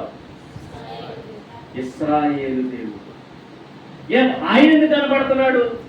ఆయన ఎందుకు కనబడుతున్నాడంటే దిశ దశలు మార్చగలిగే క్యాపబిలిటీ కలిగిన వాడు ఆయన ఒక్కడే. ఎందుకు ఈ డెసిషన్ తీసుకున్నాడు? ఈయనకి చరిత్ర తెలుసు. ఏంటా చరిత్ర? అబ్రహాము దిశను మార్చింది ఎవరు? ఇశ్రాయేలు దేవుడు. అబ్రహాము ఏ స్థాయి నుంచి ఏ స్థాయికి వచ్చాడంటే ఆ స్థాయికి రావడం గల కారణం ఎవరు? ఇశ్రాయేలు దేవుడు. ఆ దేవుడు కావాలి. నెక్స్ట్ ఇస్సాకు ఈ స్థాయికి రావడం కారణం ఎవరు? ఇశ్రాయేలు దేవుడే. నెక్స్ట్ ఈ ఇశ్రాయేలు ఎవరైతే ఉన్నారు? యాకోబు. యాకోబు జీవితం ఏంటి చెప్పండి? మోసగాడు. అమ్మ మోసగాడు. లేదంటే ఆ మంత్రం సరిపెట్టిన పేరేంటి తెలుసా? ఏమని పేరు పెట్టారు? మోసగాడు అని పేరు పెట్టారు. ఏమని పిలిచారు? మోసగాడు అని పిలిచారు. అలాంటి మోసగాడిని ఏం చేశాడు తెలుసా? ఆశీర్వాదంగా మార్చేశాడు. ఈ చూస్తున్నాడట. అబ్రహాం ఎవరితో ఫైట్ చేశాడు గెలవడానికి? ఎందుకంటే అబ్రహాముకి కానాను దేశం ఇచ్చాడు. ఎవరితో ఫైట్ చేశాడు? కానాను ఫైట్ చేశాడా? లేదు. ఇస్సాకి కానాను దేశం ఇచ్చాడు. బాణాలు గతలు పట్టుకుని యుద్ధం చేశాడా? లేదు. యాకోబుకు కూడా కానాను దేశం ఇచ్చాడు. ఎందుకు ఇచ్చాడు? ఈయన ఫైట్ చేసింది ఎక్కడ తెలుసా? జనంతో కదా. ఎక్కడ? దేవునితో ఫైట్ చేశాడు. ఇశ్రాయేలు అన్న పేరుకి అర్థం ఏంటి? దేవునితో పోరాడి గెలిచాడు. ఇదేంటంటే మనుషులతో పోరాడితేనే గెలుస్తామో లేదు తెలియదు. మనుషులతో పోరాడితేనే గెలుస్తాం లేదు. మీరు గమనించండి, మనం తేలిగ్గా యుద్ధం గెలవాలి అంటే ఎక్కడ యుద్ధం చేయాలి తెలుసా? ఎక్కడ? మన చేతిలో తేలిగ్గా ఓడిపోయేవాడు ఒకే ఒక ఆయన ఉన్నాడండి. ఎవరైనా ఆయన దగ్గరికి వెళ్ళి ఓడిపోతాడు. మీరు గమనించండి, మన చేతిలో తేలిగ్గా ఓడిపోయేది ఎవరు తెలుసా? మన గెలిపించి ఆయన ఓడిపోతాడు. ఎవరు? ఫర్ ఎగ్జాంపుల్ మీ నాన్న దగ్గరికి వెళ్ళి పోటీ పడండి. మీ నాన్న గెలుస్తారో మీరు గెలుస్తారు? ఎవరు? మనమే గెలుస్తాం. ఎందుకు? నాన్న కావాలని ఏమైపోతాడు? మనం గెలిపించడానికి ఓడిపోతాడు. మీ అమ్మతో పోటీ పడితే మీ అమ్మ గెలుస్తుంది, మీరు గెలుస్తారు. మీరే గెలుస్తారు. ఎందుకు గెలుస్తారు? మీ అమ్మ మిమ్మల్ని గెలిపించడానికి ఓడిపోతారు. మరి మన భూమి మీద నీ అమ్మ నాన్నే మనం గెలిపించడానికి ఓడిపోతారే. ఇప్పుడు దేవుడి దగ్గరికి వెళ్తే గెలుస్తాడు, ఓడిపోతాడు? ఓడిపోతాడండి. మనకి అది తెలియదు. మనకి ఎవరితో యుద్ధం చేయాలి తెలియదు. మన బతికి బయటికి వెళ్ళిపోతాం దేశాల మీద వేసుకి. నువ్వు అక్కడిక్కడికి వెళ్ళదు. ఎక్కడికి వెళ్ళు? నువ్వు తేలిగ్గా నువ్వు గెలవాలి అనుకుంటే ఒకరితో ఫైట్ చేయి. ఒక్కరితో ఫైట్ చేస్తే నువ్వు ఈజీగా గెలిచేస్తావు. ఎవరితో? దేవుడితో. ఈ ఫార్ములా, ఈ టెక్నిక్ ఎవరు తెలుసు అనుకున్నారు? అబ్రహాము తెలుసు. నెక్స్ట్ ఇస్సాకు తెలుసు. నెక్స్ట్ యాకోబుకు బాగా తెలుసు. యాకోబుకు బాగా తెలుసు. యాకోబు ఎక్కడ? యొబ్బేకేనా పేరు. యొబ్బేకు రేవు దగ్గర ఆయన ఆగిపోయాడట. సైన్యాన్ని అంతటినీ పంపేశాడు. అది పైగా అలా ఒంటరిగా ఆగిపోయాడు. దేనికి? ఫైటింగ్ ప్రిపేర్ అయ్యాడు. బాగా గట్టిగా ఫైట్ చేయడానికి ప్రిపేర్. యుద్ధం ఆ రోజు రాత్రి. యుద్ధం. ఏంటా యుద్ధం? ఎవరితో యుద్ధం? దేవునితో యుద్ధం అట. ఆ యుద్ధం చేశాడటండి. యుద్ధం చేసి ఎప్పటి వరకు? రాత్రి మొదలెట్టాడట. ఎప్పటి వరకు? తెల్లవారేంత వరకు యుద్ధం చేశాడట. పైగా యుద్ధాన్ని దేవుడు వర్ణించాడు. ఎలాగో తెలుసా? మరి ఆయన రోడ్డు ఎలా మాట్లాడుకుంటారు? హోషియా గ్రంథం. హోషియా 12:3. హోషియా గ్రంథం 12వ అధ్యాయం 3వ వచనం. తల్లి గర్భమందు యాకోబు తన సహోదరుని మడిమను పట్టుకున్నాడు. గెలిచాడు, ఓడిపోయాడు? తల్లి గర్భంలో తన సహోదరుడు యాషావుతో ఫైటింగ్. ఎక్కడ మొదలెట్టాడు ఫైటింగ్? తల్లి గర్భంలో. గెలిచాడా, ఓడిపోయాడా? ఓడిపోయాడు. ఎందుకంటే ముందు రావాలని చెప్పి పట్టుబడి పట్టాడు. ఎవరు ముందు వచ్చేసారు? యాషావు వచ్చాడు. యాకోబు ఏమైపోయాడు? ఓడిపోయాడు. ఓడిపోయాడు. తండ్రి దగ్గరికి వెళ్ళి దీవులు కొట్టేయడానికి ట్రై చేశాడు. గెలిచాడా, ఓడిపోయాడా? అక్కడ ఓడిపోయాడు. వచ్చి ఇప్పుడు లాభం దగ్గర ఏం చేశాడు? అక్కడ కూడా ఎన్నోసార్లు మోసపోయాడు. ఓడిపోయాడా? యాషావు దగ్గర ఓడిపోయాడు. తర్వాత ఇస్సాకు దగ్గర ఓడిపోయాడు. తర్వాత లాభం దగ్గర ఓడిపోయాడు. ఎంతమంది దగ్గర ఓడిపోయాడు. ఈయన ఎవరు చెప్పండి? లోజరా. ఈ లోజరట ఇప్పుడు ప్రిపేర్ అయ్యాడండి. ఎంత మందితో ఓడిపోయి ఇంకా చెప్పనండి, తల్లి గర్భములో శిశువుగా ఉన్న అన్నను గెలవలేనోడు ఈ రోజు రాత్రి ఎవరితో? దేవాది దేవునితో. పైగా ఆయన పేరేంటి తెలుసా? ఆయనకు ఒక పేరుంది. ఆయన పేరులో ఒక పేరేంటంటే ఆయన బలవంతుడైన దేవుడు. బలవంతుడైన దేవునితో యుద్ధానికి దిగాడు. ఈ రోజు రాత్రి నువ్వైనా గెలవాలి, లేదా నేనైనా గెలవాలని యుద్ధం మొదలుపెట్టి యుద్ధంలో దిగాడట. దిగి యుద్ధం చేయడం మొదలుపెట్టాడు. ఇప్పుడు చెప్పండి, యాసావుని గెలవలేనోడు, నెక్స్ట్ కళ్ళు కనపడిన ఇస్సాకుని గెలవలేనోడు, నెక్స్ట్ లాభాన్ని గెలవలేనోడు, ఎంత మందిని గెలవలేనోడు దేవుణ్ణి గెలుస్తాడా? గెలుస్తాడా? గెలుస్తాడు. గెలుస్తాడండి, గెలిచాడు. మరి పైగా ఎంత మంది చేతిలో ఓడిపోయి నేను దగ్గరికి వచ్చి గెలిస్తే ఈయన గురించి ఇంట్రడక్షన్ ఇస్తాడు చూడండి. మన పైగా ఓషియాలో దేవుడు యాకోబు గురించి ఇంట్రడక్షన్ ఏంటి తెలుసా? మరి పైగా ఎలివేషన్ చూడండి. ఏమన్నాడు? మగసిరి గలవాడు. ఏసిరట? మగసిరి గలవాడట. మగసిరి గలవాడ. మీరు గమనించండి, మగసిరి కలిగిన వాడు యాసావా యాకోబా? యాషావు మగసిరి కలిగిన వాడు. ఆయన విల్లు పట్టి అరణ్యానికి వెళ్తే దేన్నైనా సింహాన్నైనా మడిచి మడత తీసుకొచ్చేవాడు. ఆయన మడతపడి తీసుకొచ్చేవాడు, సింహాన్నైనా తీసుకొచ్చేవాడు. అంతటి కెపాసిటీ కలిగి ఉన్నాడు, అంతటి కెపాసిటీ. మరి ఆయనేమో జింక మాంసం, దుప్పు మాంసం తెచ్చి ఏంటంటే మన అయ్య గారు చిక్కుడికాయలు, నెక్స్ట్ వంకాయలు, బెండకాయలు బ్యాచ్ అవుతుంది. ఈ బ్యాచ్ ఏమంటారు? ఇప్పుడైతే ఏమంటారు? వేపనోళ్ళ బ్యాచ్. ఈ ముద్దపప్పు బ్యాచ్ అండి మనోడు ఎవరిది? యాకోబు ముద్దపప్పు బ్యాచ్, యాసావుది మంచి కక్క ముక్క బ్యాచ్ అది. మరి పైగా ఆ మాంసం ఈ మాంసం కాదు, ఏ మాంసం? వేట మాంసం. వేటాడి తెచ్చిన మాంసాన్ని. వేటాడి మాంసం అంటే అర్థం తెలుసా? పరిగెడుతున్న దాన్ని కొడితే లైవ్ అంటారు చూసారా?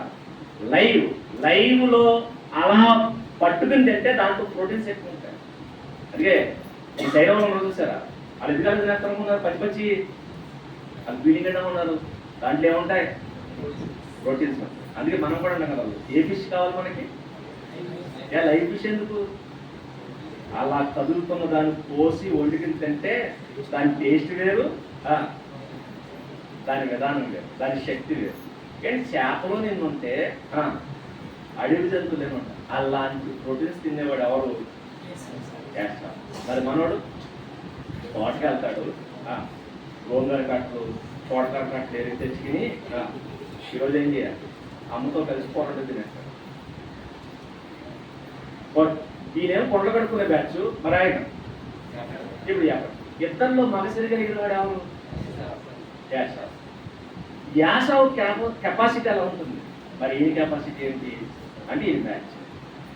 యాసావుని గెలవలేదు, లాభాన్ని గెలవలేదు. ఈయనట ఎవరిని గెలిచాడు?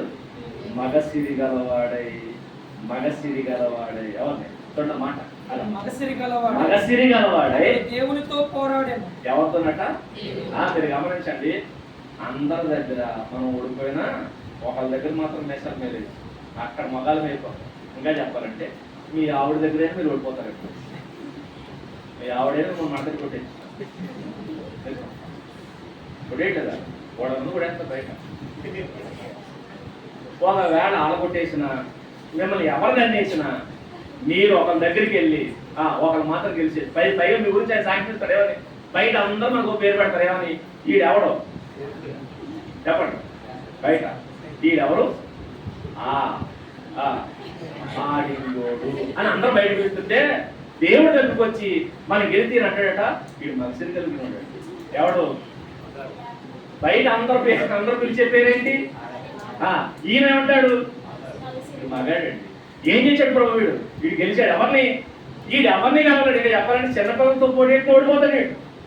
కానీ ఎవరి మీద గెలుస్తాడు? దేవుడు. అదే మీరు చిన్నపిల్లలతో గెలవలేకపోయినా ఎవరి దగ్గర గెలవచ్చు? దేవుడి దగ్గర గెలవచ్చు. యాకోబు చూడండి, పట్టాడు పట్టు, గెలిచాడట. ఎవరి దగ్గర? దేవుని మీద గెలిస్తే దేవుడు అన్నాడు యాకోబు ఎవరు? మగసిరి కలిగిన వాడు. మగసిరి గలవాడై ఏం చేశాడు? పోరాడి అతడు దూతతో పోరాడి చెయ్యముంది. దేవునితో పోరాడి చేయముంది. ఇప్పుడు చెప్పండి, ఎవరిని ఈజీగా గెలవగలం? దేవుడు. ఈ టెక్నిక్ తెలుసుకున్నాడు ఎవరు? యాకోబును చూశాడు, ఇదే విషయాన్ని కనిపెట్టాడు ఎవరు? యబ్బేజు కనిపెట్టి నేను ఎవరిని గెలవలేదు, కానీ ఒక్కరిని ఈజీగా గెలవలేదు. ఎవరైనా? ఇశ్రాయేలు. ఆయన ఓడిపోతాడు. ఎందుకంటే ఆయన ఎవరు? నా తండ్రి. మన దేవుడు ఎవరు తెలుసా? మన తండ్రి. మీరు వెళ్ళి ఆయనతో యుద్ధానికి దిగితే ఆయన ఓడిపోయి ఏం చేస్తాడట? మనకి గెలిపిస్తాడు.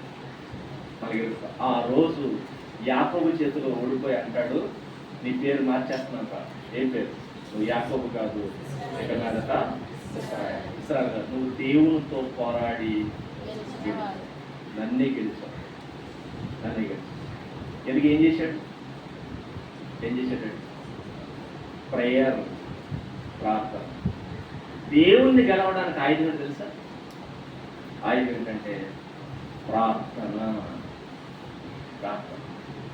అందుకే మీరు ఆలోచిస్తే ఎవరి దగ్గరికి వెళ్ళడానికైనా అనేకం కావాల్సి వస్తుంది.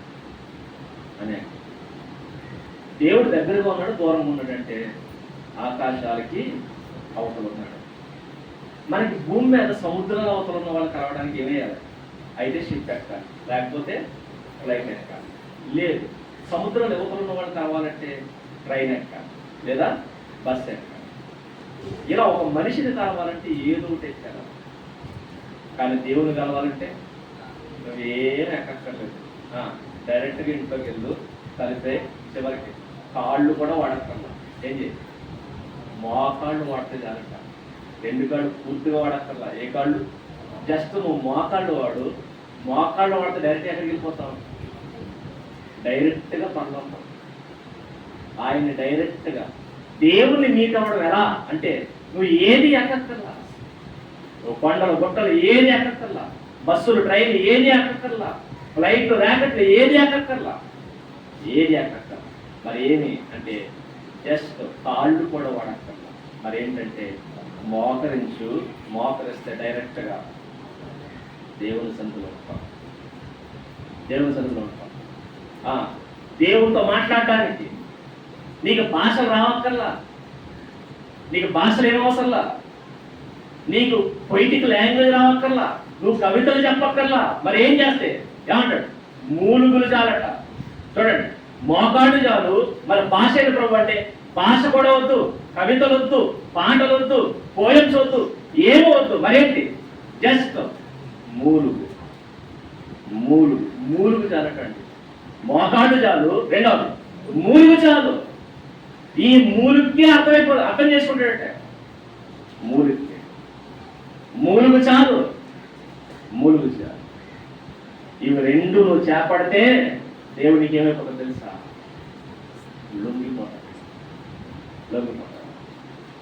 లొంగిపోయి ఆయన అడుగుతాడు ఏంటి అది. మీరు గమనించాడు, భక్తులు అందరూ చేసింది ఇదే.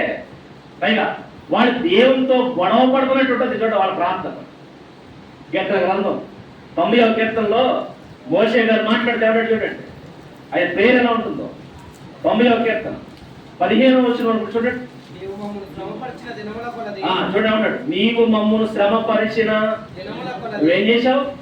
నీవు మమ్మను శ్రమపరిచిన దినముల కొలది మేము కీడులను అనుభవించిన ఏండ్ల కొలది మమ్మను సంతోషపరుచును. చూడండి ఏమంటాడు, ఇగో మమ్మల్ని ఎన్ని రోజులు శ్రమపరిచావో అన్ని రోజులు ఏం చేయి. ఇదేంటండి, వీళ్ళకైనా బాండ్యాలు రాసిచ్చాడు దేవుడు. చూడండి దీని ఏమంటారు చెప్పండి. అందుకే నిజం చెప్పాలంటే మనకి ప్రార్థన చేయడం కూడా రాదు సరిగా. మనం ప్రార్థన చేయడం కూడా రాదు. అందుకే మనం ప్రార్థన దేవుని దగ్గరికి వెళ్ళాం. అడిగే విధానాలు కూడా కొన్ని ఉంటే చూసారా? అడిగే విధానం అడగరు. ఎవడన్నా అడుక్కునేవాడు మన దగ్గరికి వచ్చి గివ్ మీ 10 రూపీస్ అన్నాడు అనుకో ఏమంటాం? దవడపళ్ళు రాలిపోతాయి కదా, దవడపళ్ళు. మరి ఏం చేయాలి? ఆడు బాబు ఆకలేస్తుంది బాబు, ఆనందంగా బాబు, అది బాబు ఇది బాబు, కనీసం దయచేసి ఏం చేయండి, చచ్చిపోయేటట్టున్నాను బాబు, అలా అయిపోతున్నాను బాబు, ఎలా అయిపోతున్నాను బాబు అని చెప్పి ఆడు మనం ప్రాధేయపడి కాస్త ఏదో ఒకటి ఇవ్వడం బాబు అంటే ఆడు పర్ఫార్మెన్స్ మనం నచ్చింది అనుకోండి, 10 రూపాయలు కాదు, అవసరమైతే 50-100 తీసిచ్చారు. ఇది మనం చేసేది. ఇది అడుక్కున్నవాడు చేస్తే బాగుంటుంది.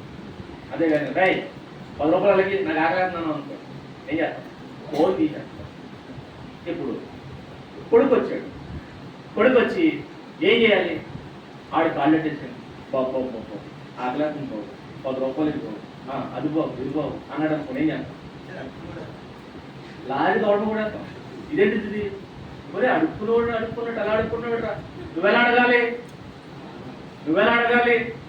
అడుక్కునేవాడు అలా అడగాలి, కొడుకు ఎలా అడగాలి? అన్నా నాకు ఆగలేస్తుంది, ఏం చేయి? 10 రూపాయలు అది కొనుక్కోవాలంట.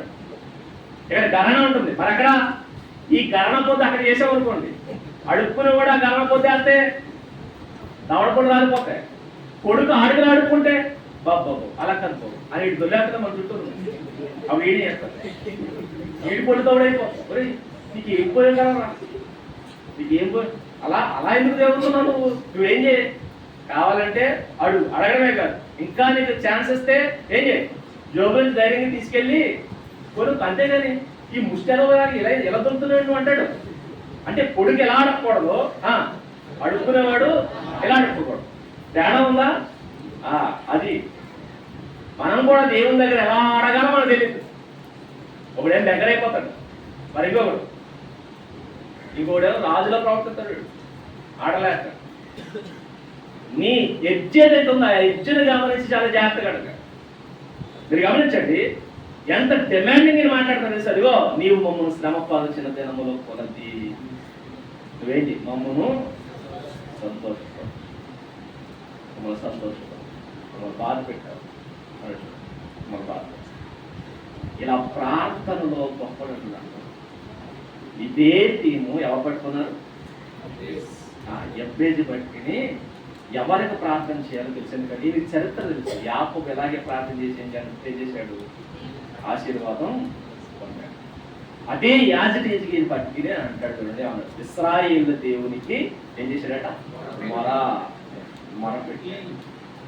మొరపెట్టి నీవు నన్ను నిశ్చయముగా ఆశీర్వదించి ఏం చేసి నిశ్చయముగా ఆశీర్వదించి నువ్వు నన్ను ఏం చేయాలి?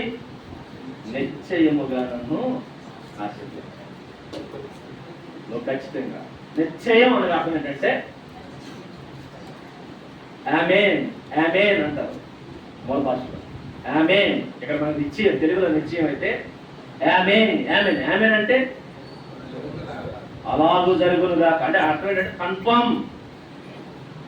తెలుగు మనం ప్రార్థన చేసినప్పుడు చూసారా? ప్రార్థన చేసినప్పుడు ఏమంటాం? ఆమేన్ అంటే అర్థం ఏంటంటే నీవు మాకు ఇస్తున్నావు. ఒకసారి అర్థం చూసారా? మీరు మాకు ఇస్తున్నారంటే అంతే, మీరు మాకు చేస్తారంతే, మీరు మాట్లాడండి మీరు చేస్తారంతే అంటాడు. ఇదో రకమైంది. ఇక్కడ కూడా దేవుని దగ్గర ఏంటంటే ఇదిగో నీవు ఖచ్చితంగా ఏం చేస్తావు? మీరు చేస్తారంతే, మీరు అన్నారంటే మీరు తిరిగిలేదు, ఇక మీరు ఇక మాట్లాడొద్దు, మీరు చేస్తారంతే. ఇక ఎప్పేసి ప్రార్థన, ప్రభువా నువ్వు చేస్తున్నావు, నువ్వు నన్ను ఏం చేస్తున్నావు? నీవు నన్ను ఆశీర్వదిస్తావు, నీవు నన్ను ఆశీర్వదిస్తావు. ఇది ప్రార్థన. మరి మన ప్రార్థన చూస్తున్నావో లేదో, కొంతమంది కొన్నావో లేదో, మరి ఏ ప్రార్థన?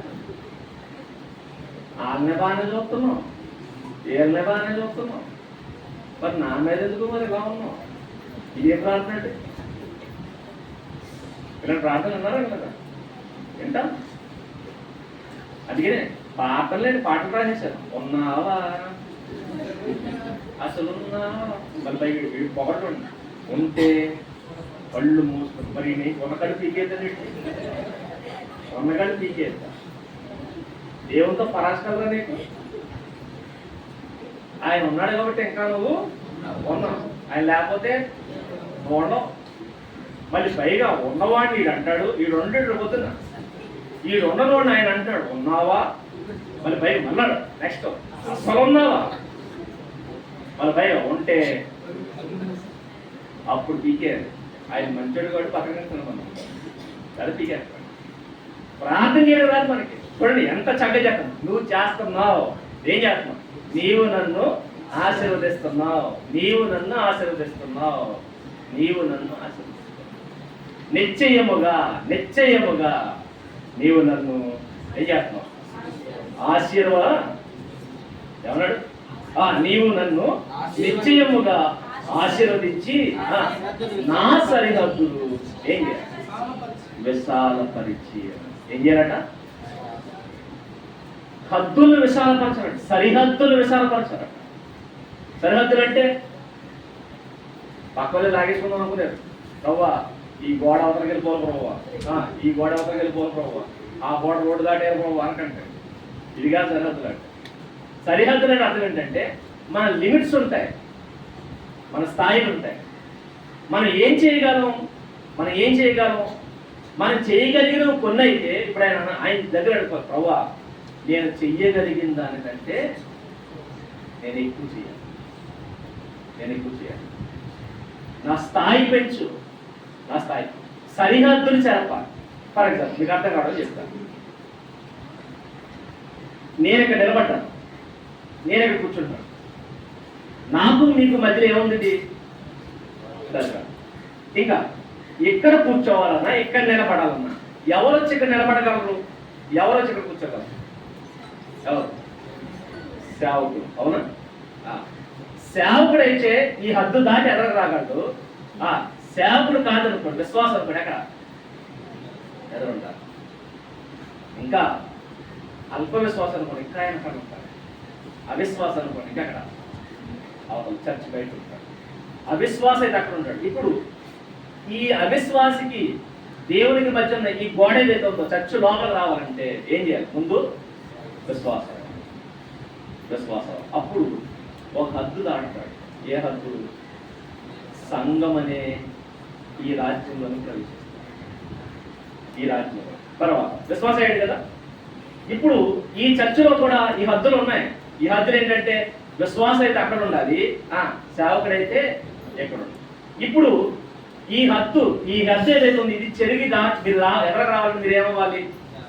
సేవకు. ఇప్పుడు రావాలి ప్రభువా నేను ఎక్కడ నిలబడాలి? నాకు ఏ హద్దు అయితే ఉందో ఈ హద్దు దాటి నేను ఎదగలరంటే నన్ను ఏం చేయి? నన్ను కూడా నీ సేవకు వాడుకో. నేను విశ్వాసం కట్టుకోను, నీ పాత్రగా నేను వాడతాను. ఈ హద్దులు, నా సరిహద్దులు విశాలపరచంటే ఇది ఆత్మీయంగా మనం చూసుకుంటే ఇక్కడ లోపల కూడా అంతే. మనకి కొన్ని హద్దులు ఉంటాయి. ఒరే నువ్వు ఇదే చేయాలి, నువ్వు ఇదే చేయగలవన్నప్పుడు విశాలపరచాలి. ఫర్ ఎగ్జాంపుల్ మీరు ప్యూన్ అనుకోండి, మీకు కొన్ని హద్దులు ఉంటాయి. ఏం చేయగలరు? టీ తెస్తారు, వాటర్ తెస్తారు, మిగిలిన వాళ్ళు చెప్తారు. మిగిలిన మీరు చేయడానికి వీళ్ళు ఇంకా చెప్పాలంటే మీరు గమనించారా? ఇక్కడ లోపలికి రాకూడదు. కొన్ని హద్దులు ఉంటాయి చూడండి. స్టాఫ్ తప్ప బయట వాళ్ళు లోపలికి ప్రవేశించకూడదు. ఇక్కడ హద్దు ఇది. స్టాఫ్ అయితే లోపలికి వెళ్ళొచ్చు, బయటడైతే బయట ఉండదు. ఇప్పుడు ఆ హద్దు దాటి లోపలికి రావాలని నువ్వేమవ్వాలి? స్టాఫ్ అవ్వాలి. తర్వాత మళ్ళీ ఇంకో బోర్డు ఉంటుంది, మేనేజర్ తప్ప లోపలికి రావడానికి వీల్లేదు. ఇప్పుడు ఏమవ్వాలి? నువ్వు అక్కడ స్టాఫ్లో అంటే ఇది చెప్పాలంటే ఒక వర్కర్గా వచ్చారు. వర్కర్ అయితే బయట ఉండాలి, యజమాని అయితే లోపల, మేనేజర్ అయితే లోపల. ఇప్పుడు వర్కర్గా వచ్చి నువ్వేమవ్వాలి? మేనేజర్ అవ్వాలి. ఇది విశాలపరచడం అంటే. హద్దులు ఏం చేయమంటాడు? నా సరిహద్దులు ఏం చేయాలి? విశాలపరచు. నా సరిహద్దులు విశాలపరచు. ప్రార్థన చేయడానికి బాగుంది. మనమైతే ఇది తెలివైన ప్రార్థన. తెలివైన ప్రార్థన ఏంటో తెలుసా? ఆయన నన్ను అది చేయట్లేదు. ఏమన్నాడు? ప్రభువా నాకు పరిమితులు ఉన్నాయి ప్రభువా, నేను అంతకు మించి నేను చేయలేదు. కాబట్టి నా సరిహద్దులు నువ్వేం చేయి? మీరు ఆలోచించండి. బస్సులో క్లియర్ ఉన్నాడు, బస్సులో కండక్టర్ ఉన్నాడు, బస్సులో డ్రైవర్ ఉన్నాడు. క్లీనర్ ఏమవ్వాలనుకుంటాడు? కండక్టర్ అవ్వాలి. కండక్టర్ ఏమవ్వాలనుకుంటాడు? డ్రైవర్ అవ్వాలి. డ్రైవర్ ఏమవ్వాలి? డ్రైవర్ వానర్. డ్రైవర్ వానర్. వానర్ ఏమవ్వాలి? వానర్ ఏమనుకుంటాడు? డీలర్ రావాలి. అర్థమవుతుందా? డీలర్ అంటే ఇప్పుడు ఒక బస్సు ఏముంది, అలాంటి బస్సులు ఇంకో కొన్ని ఉండాలి. కొన్ని ఉంటే ఏమవుతాడు? డీలర్ అవుతాడు. ఇంకా చెప్పాలంటే ఇప్పుడైతే బస్సుకు వానరు, తర్వాత డీలర్ అంటే బస్సులు సప్లై చేసేవాడు. వానర్ ఏమనుకుంటాడంటే నేను అనేక బస్సులకి వానుకున్నాను. తర్వాత డీలర్ ఏమనుకుంటాడంటే బస్సులు సప్లై చేయడం కాదు, నేనే బస్సుల్ని తయారు చేయాలి. అదేమవడం? అదే ఇక డైరెక్టరా, ప్రొపరేటరా, ఏదో మొత్తానికి ఇంకొక పేర్లు ఉన్నాయి కదండి. అది స్థాయి పెరగడం అన్నమాట. ఎక్కడి నుంచి ఎక్కడికి? క్లీనర్గా ఉన్నప్పుడు ఏంటి? క్లీనర్గా ఉన్నప్పుడు ఏంటి? క్లీనర్ కండక్టర్ అవ్వాలి, కండక్టర్ డ్రైవర్ అవ్వాలి, డ్రైవర్ వానర్ అవ్వాలి, వానర్ డీలర్ అవ్వాలి, డీలర్ సప్లై చేసేవాడు, దాన్ని క్రియేట్ చేసేవాడు. ఇది ఎదగడం అంటే, ఇది సరిహద్దు. అంటే ఈ కింద స్థాయి నుంచి ఏ స్థాయికి వెళ్ళాలి? ఆ స్థాయి. ఇప్పుడు మనమైతే ఏం చేస్తాం తెలుసా? ఫర్ ఎగ్జాంపుల్ మనమే క్లియర్గా ఉన్నాం. ఇప్పుడు ప్రభు దగ్గరికి వచ్చి ప్రార్థన, ప్రభు డైరెక్ట్గా నేను డైరెక్ట్గా చేయాలని అవసరం ఉంది. దీన్నే ఎక్స్ట్రాలు అంటారు. ప్రార్థన ఎలా ఉండదో తెలుసా అండి? ఎవరో చిన్న ఏదో కథ చెప్పుకోరండి, ఏదో స్టోరీ. ఓ పాప షాప్ దగ్గరికి వెళ్ళిందట. షాప్ దగ్గరికి వెళ్ళి ముద్దుగా మాట్లాడుతుంటే షాప్ ఆయన ఉన్నాడట. ఆ అమ్మాయి నచ్చి, ఆ మాటలు నచ్చి, ఆ క్యూట్నెస్కి ముడిచిపోయి ఆ బటన్లు ఏముంటే ఛానల్లో నువ్వు తీసుకున్నాడు, ముచ్చటేసి కొన్ని తీసుకొచ్చాక ఆ పిల్లలు నేను తీసుకోను పర్లేదు నువ్వు తీసుకోమ్మా అంటే నేను తీసుకోను తీసుకో అని చెప్పి ఎంతసేపు తీసుకోకపోతే ఈయన ఏం చేశాడట? అప్పుడు దాకా తీసుకున్నాడు కదా, ఈయన ఏం చేశాడంటే ఇలా చేయి పెట్టి తీసి ఆ అమ్మాయికి ఇవ్వబోయాడు. అప్పుడు దాకా తీసుకున్న ఆ పిల్ల వెంటనే గౌన్ ఏం చేసింది? ఇలా పట్టిందట. గౌన్ పట్టగానే గౌన్లు వేసాడట, ఆ ఇచ్చుకులు వచ్చేసిందట. గౌన్ వేసుకులు వచ్చాక పక్కన అడిగారట ఏమని, కింద నుంచి వద్దొద్దన్నావు కదా, దానికి తీసుకో అంటే ఏమన్నా వద్దన్నావు కదా, ఇప్పుడు తీసేస్తుంటే తక్క తీసేసుకున్నావేంటి అని అడిగాడు. అప్పుడు ఆ పిల్లందట, నేను తీసుకుంటే నా చెయ్యి అంతా నా చేతికి వెళ్ళి వస్తాయి కాబట్టి నేను తీసుకుంటే ఎన్నో రావు కాబట్టి ఆయన వేస్తే బోల్డ్ వస్తాయి. ఇది తెలివితేట. ఏం తెలివితేట తెలుసా? ప్రభువా నన్ను నచ్చేసి ఇచ్చేసి కానం చేశాను, వానం చేసి అంటలేదు. ప్రార్థన చేశారు, నా సరిహద్దులు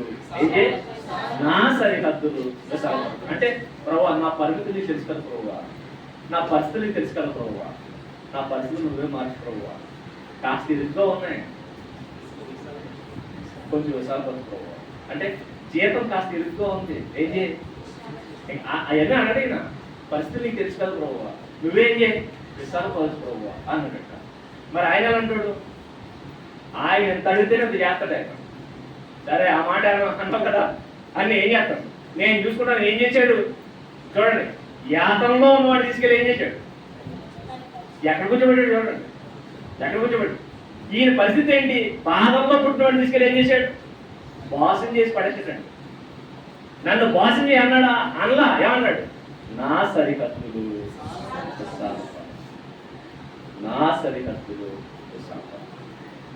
అంటే అర్థం ఏంటంటే, ఇంకా చెప్పండి, మన టాలెంట్ ఏంటో కూడా మనకు తెలియదు. మన టాలెంట్ దేవుడికి అప్పుడు ఏం చేయాలంటే, ప్రభువా నాకేం తెలియదు, నేనేమవ్వాలో ఎవరు నిర్ణయించాలి? నువ్వే నిర్ణయం.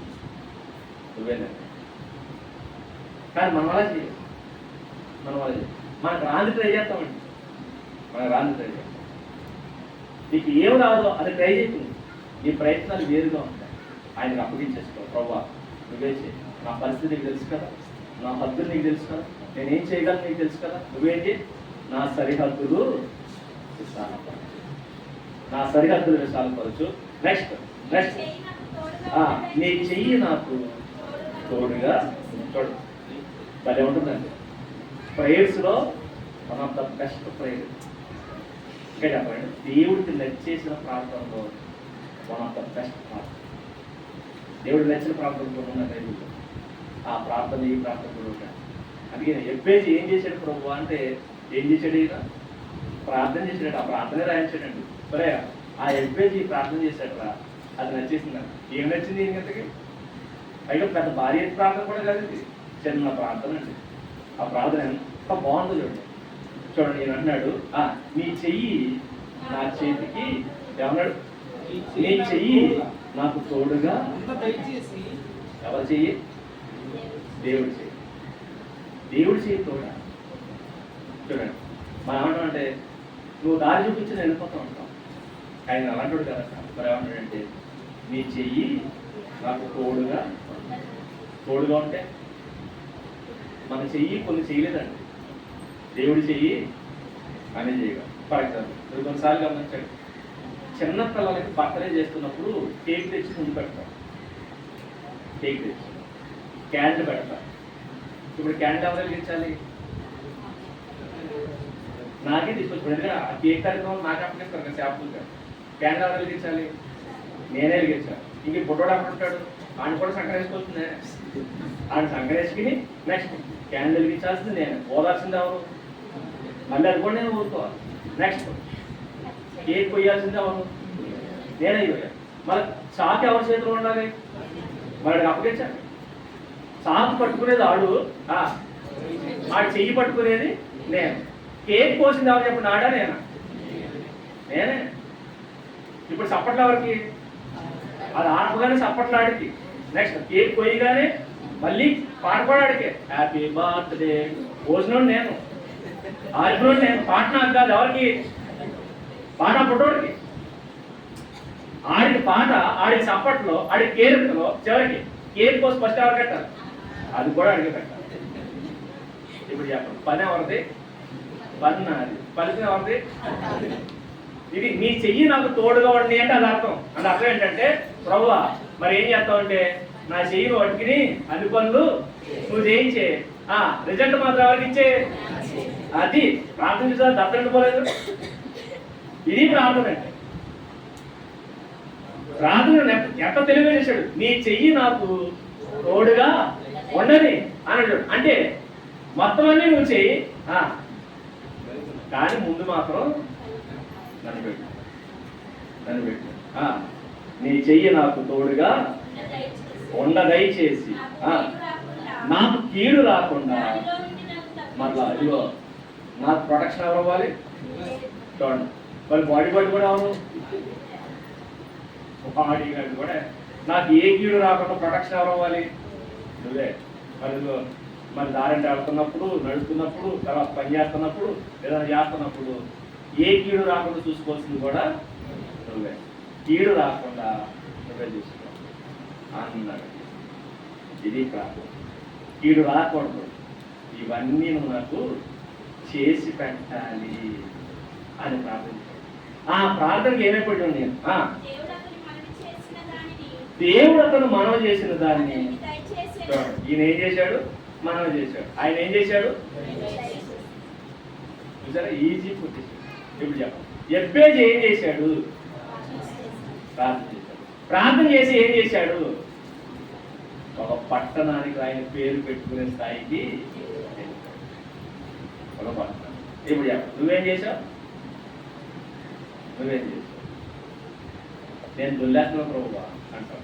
నువ్వు దొల్లకు. ఏం చేయి? దేవుని సన్నిధిలో ప్రార్థన. మళ్ళీ ఏం ప్రార్థన చేయి? ఎలా పడతాలో చేయి, ఎలా పడతాలో చేస్తే. అందుకే యోహాను గారి పత్రిక రాస్తూ చెప్పిన మాట తెలుసా? 5వ అధ్యాయం ఇక్కడ మొదటి పత్రిక 5వ అధ్యాయం 14 వచ్చి చూడండి.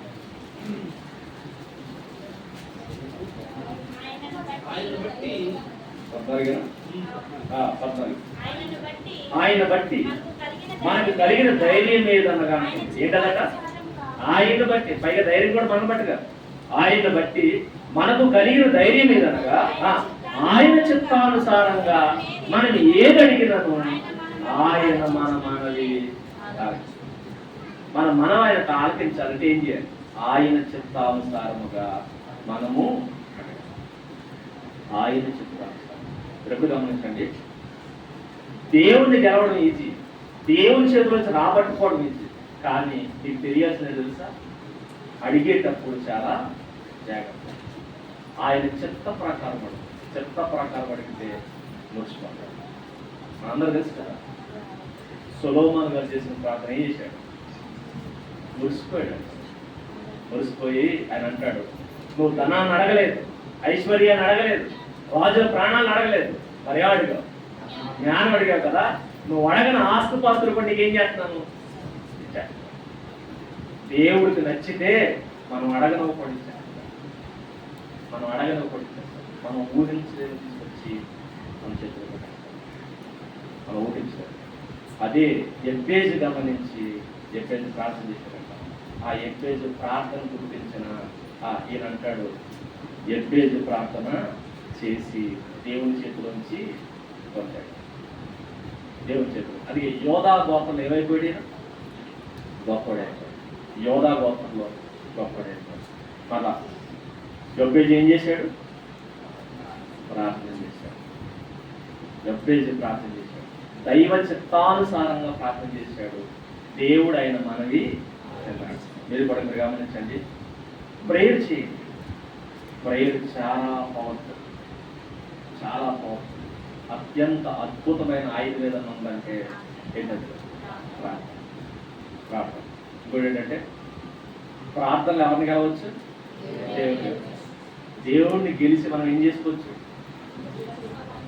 మన పనులన్నీ ఒక్కసారి ఆయన గెలిచామనుకోండి, ఆయన మిగిలినవన్నీ ఆయన. అందుకే మనం గెలవడానికి ట్రై చేస్తున్నామో తెలుసా? దేవుణ్ణి గెలవడానికి ట్రై చేయండి ఒకసారి.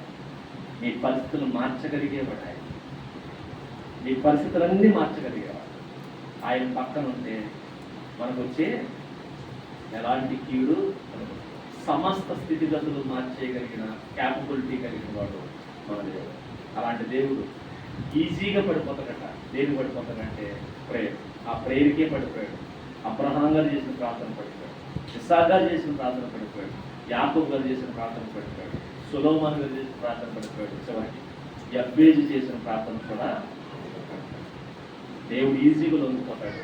కాబట్టి అలాంటి దేవుని లొంగ తీసుకోవడం ఎలాగో, లోబరుచుకోవడం ఎలాగో, వశపరుచుకోవడం ఎలాగో ఎబ్బేజు గారు ప్రార్థన మనకి నేర్పిస్తుంది. అలా చేశాడు, ఉన్నత స్థాయికి వెళ్ళిపోయాడు. ఈ వ్యక్తిని ఇక్కడ మనం పరిచయం చేస్తాం. ఎన్ని వచనాలు? 2 వచనాలతో ఆయన జీవితం రాశాడు. 2 వచనాలు. ఆ 2 వచనాలనే ఇందాక నుంచి మనం మొదలెట్టాం. ఇప్పటికై ఆయన చదువుతాం. ఇలా దేవుని హృదయాన్ని గెలుస్తాం.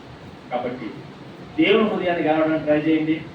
ఈ పరిస్థితులన్నీ ఆయన మార్చేస్తాడు. అందుకే నువ్వు చదువు, ప్రార్థన అలవాటు తెలుసా? నా చేతికి నీ చెయ్యి తోడుగా. అది మనం అంటాం, మనం ముదురు టికెట్ ఉన్నారండి. ఆ ముదురు టికెట్లు ఏంటంటే ఎగ్జామ్కి వెళ్తాం చదువుకి. దేని ప్రార్థన? నా చేతికి నీ చేయి తోడు కాదు.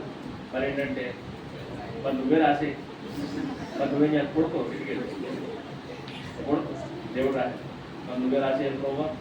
మరి పైగా ఒకవాడికి ఒక రాయలేకపోవనుకో, నెక్స్ట్ ఆప్షన్ ఏంటి? నెక్స్ట్ ఆప్షన్ దుద్దేవాడు నువ్వు కావాలనుకో. అయితే ఎగ్జామ్ అన్నా రాయి, లేకపోతే పేపర్లో మార్కులన్నీ కొన్ని అప్పుడుకి లేదనుకోండి, ఆ పేపర్లో నెంబర్ వేసేవాడు నువ్వు కావాలనుకో. ఈ మన ప్రార్థన ఇది కాదు. ప్రభువా నేను కష్టపడి చదువుతాను, నువ్వేం చేయి, నాకు తోడుగా ఉండు. ఎందుకంటే నేను చదివేటప్పుడు నాకు తోడుగా నువ్వు గురువు, నువ్వు నాకు నేర్పించు, నేను ఎలా చదవాలి లేదు. దాని తర్వాత నేను రాసేటప్పుడు నువ్వు నా పక్కన ఉంది, నేను ఎలా రాయాలో ఏది రాయాలో నువ్వు నాకు చెప్పు. అంటే నేను పని చేస్తాను, నువ్వేం చేయి, నా పక్కన ఉండు. ఇది దేవుడు ప్రార్థన. అదే నీ చెయ్యి నాకు తోడుగా. అంతేగాని ప్రభువా మరి అట్టేస్తాను, నా ప్యాడ్ తీసుకెళ్ళు, పెన్ తీసుకెళ్ళు, నువ్వే రాసే ప్రభువా, మరి ఆ బాధ లేకుండా చూడు ప్రభువా. ఇలాంటి వాడు మధ్యకాలంలో ఫేస్బుక్ పోస్ట్ చూసాను. వాడి పేపర్లు ఏ రాకడే కొన్నారు, నువ్వు కనుక నన్ను పాస్ చేయలేదో నీకు చేరపడి చేస్తాను. చేతపడి చేసి చెప్పేస్తాను ఎవరిని టీచర్ గారు చెప్పేస్తాను. వీడు బడికెళ్తే చేతపడక్కర్లేదు కదా, వీడు ఎక్కడికి వెళ్ళలేదు, వీడు బడికి వెళ్ళలేదు కానీ ఇప్పుడు ఏ బడికి వెళ్ళినాడు ఏం చెప్పారట చేతపడి చేస్తాను. కాబట్టి స్కూల్కి వెళ్ళండి, చదువుకోండి, ఏం చేయండి, దేవుడు సహాయం అడగండి. ఉద్యోగానికి వెళ్ళండి, పని చేయండి, ఏం చేయండి, దేవుడు సహాయం అడగండి. అంతేగాని నేను పనికెళ్ళను ప్రభావ నువ్వే నన్ను ఏం చేయి తెచ్చాను. కొన్ని విధానాలు ఉన్నాయి, ఆ విధానాలను బట్టి దేవుడిని అడుగు. దైవ చిత్తానుసారంగా నువ్వేమడిగినా ఆయన నీకు దయచేస్తాడు, దయచేస్తాడు. అలాగున దయచేయును గాక. ఆమేన్. ప్రార్థన చేస్తాను. దయగలిగిన మా దేవా, మీ సహాయానికి వందనాలు తండ్రి. ఎల్లప్పుడూ మాతో ఉంటారు, నడిపిస్తారు. మేము మీకేమీ ఇవ్వక్కర్లేదు దేవా, మేము నోరు తెరిచి తండ్రి మీ చిత్తానుసారంగా అడిగితే తండ్రి మాకు లోపడిపోతారు తండ్రి. సర్వాధిపతి అయిన మీరు, సర్వశక్తులైన మీరు తండ్రి మాతో ఉంటే మేము ఎంత గొప్పవాళ్ళం అవుతామో తండ్రి. ఎబ్బేసి జీవితం తండ్రి మాకు రుజువుగా రుజువుగా. ఎబ్బేసి గారు ఎవరి పాదాలు పట్టుకోలేదు, కేవలం మీ పాదాలు పట్టుకున్నారు. ఎవరిని మొక్కలేదు, కేవలం మిమ్మల్ని మొక్కారు. ఎవరికి మొరపెట్టలేదు, కేవలం మీకే మొరపెట్టారు తండ్రి. ఆ మొర మీరు విన్నారు. ఆయన భయంకరమైన పరిస్థితులన్నీ మార్చేశారు తండ్రి. అలాగే తండ్రి ఎబ్బేసి లాంటి పరిస్థితులు తండ్రి ఎవరికి ఉన్నాయో మాకు తెలియదు. ఆయనకు ఉన్నటువంటి బాధలు ఎవరికి ఉన్నాయో మాకు తెలియదు. అలాంటి యాతనలు ఎవరికి ఉన్నాయో మాకు తెలియదు. కానీ మా పరిస్థితులు కూడా ఇంచుమించుగా అలాగే ఉన్నాయి. వేదనలు, శ్రమలు, కష్టాలు, కన్నీళ్ళు మా చుట్టూ ఆవరించి ఉన్నాయి. ఆ కష్టాల మధ్య, ఆ కన్నీళ్ళ మధ్య, ఆ బాధల మధ్య, ఆ వేదన మధ్య మమ్మల్ని దర్శించండి, మా మొరలు ఆలకించండి, మాతో మీరు ఉండండి. భయంకరమైన కీడు మా చుట్టూ తిరుగుతున్నప్పుడు ఏ కీడు మాకు సంభవించకుండా మాకు రక్షకులుగా మీరే ఉండి మమ్మల్ని కాపాడండి తండ్రి. మా చేతికి మీరు తోడుగా ఉండండి, మా చేతికి మీ చెయ్యిలు తోడుగా ఉంచండి. మా చేత బలమైన కార్యములు మీరే జరిగించండి.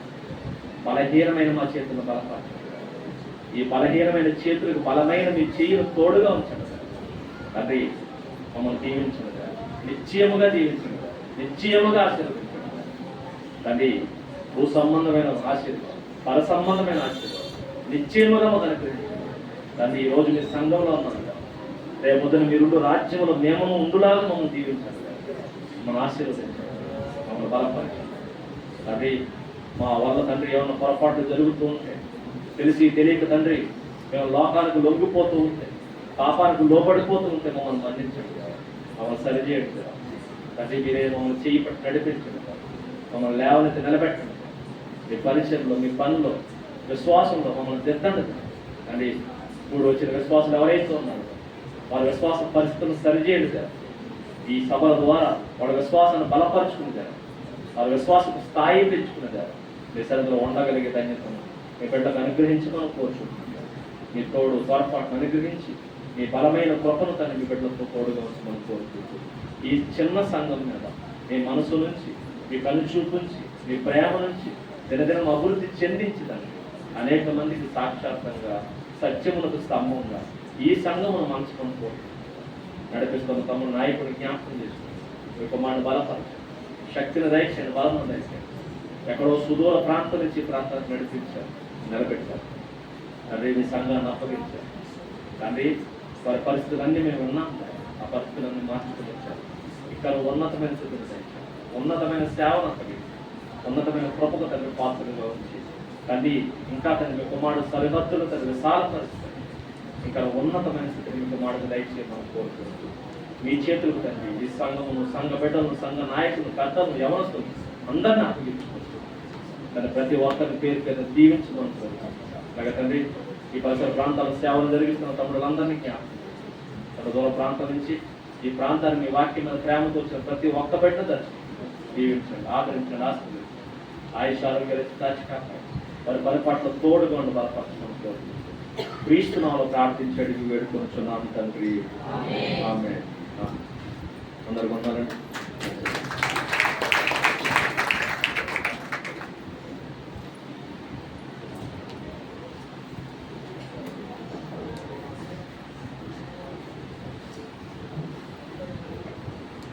అంటే పిల్లలు ఎంత చక్కటి దైవవర్తమానాన్ని విన్నాం.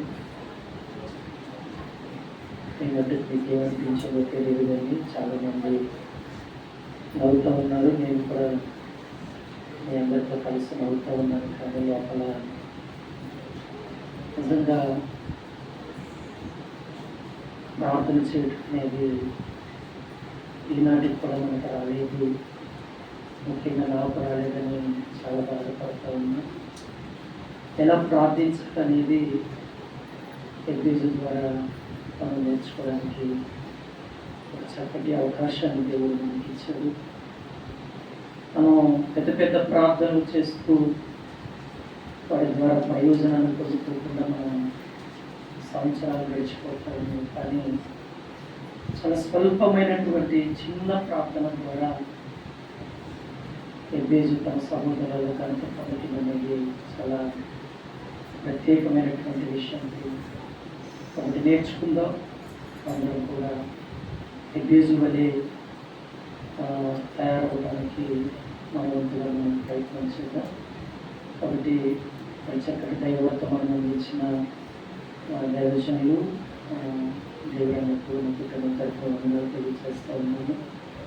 అలాగే దూర ప్రాంతం నుంచి భారం అనుకోకుండా సోదరుడు దాస్ గారు మరి ఆహ్వానాన్ని మన్నించి వారి సంఘంతో కలిసి మాతో సంతోషించడానికి వారు కలిసి వచ్చినందుకు వారికి కూడా ప్రేమపూర్వకంగా వందనాలు తెలియజేస్తూ ఉన్నాను. ఎవరు వెళ్ళొద్దు, దయచేసి అందరికీ భోజన ఏర్పాట్లు ఉన్నాయి. ఇది కొంచెం దూర ప్రాంతం నుంచి వచ్చేవాళ్ళు వారు వెళ్ళాలి కాబట్టి ముందు వారికి అవకాశం ఇద్దాం. మన సంఘస్థులంతా కూడా కొంచెం ఉంచుకుంటే ముందు వాళ్ళు వచ్చిన వాళ్ళకి మనం భోజన ఏర్పాట్లు చేద్దాం. మంచిది. ఇంతటితో సమాప్తం.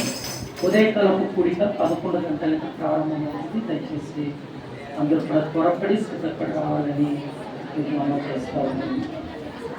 కొంచెం మీరు బయటకు వెళ్తే మ్యాట్స్ అన్ని తీసేస్తారు, భోజన ఏర్పాట్లు చేస్తారు. సహకరించాలి ఎవరు వస్తుంది.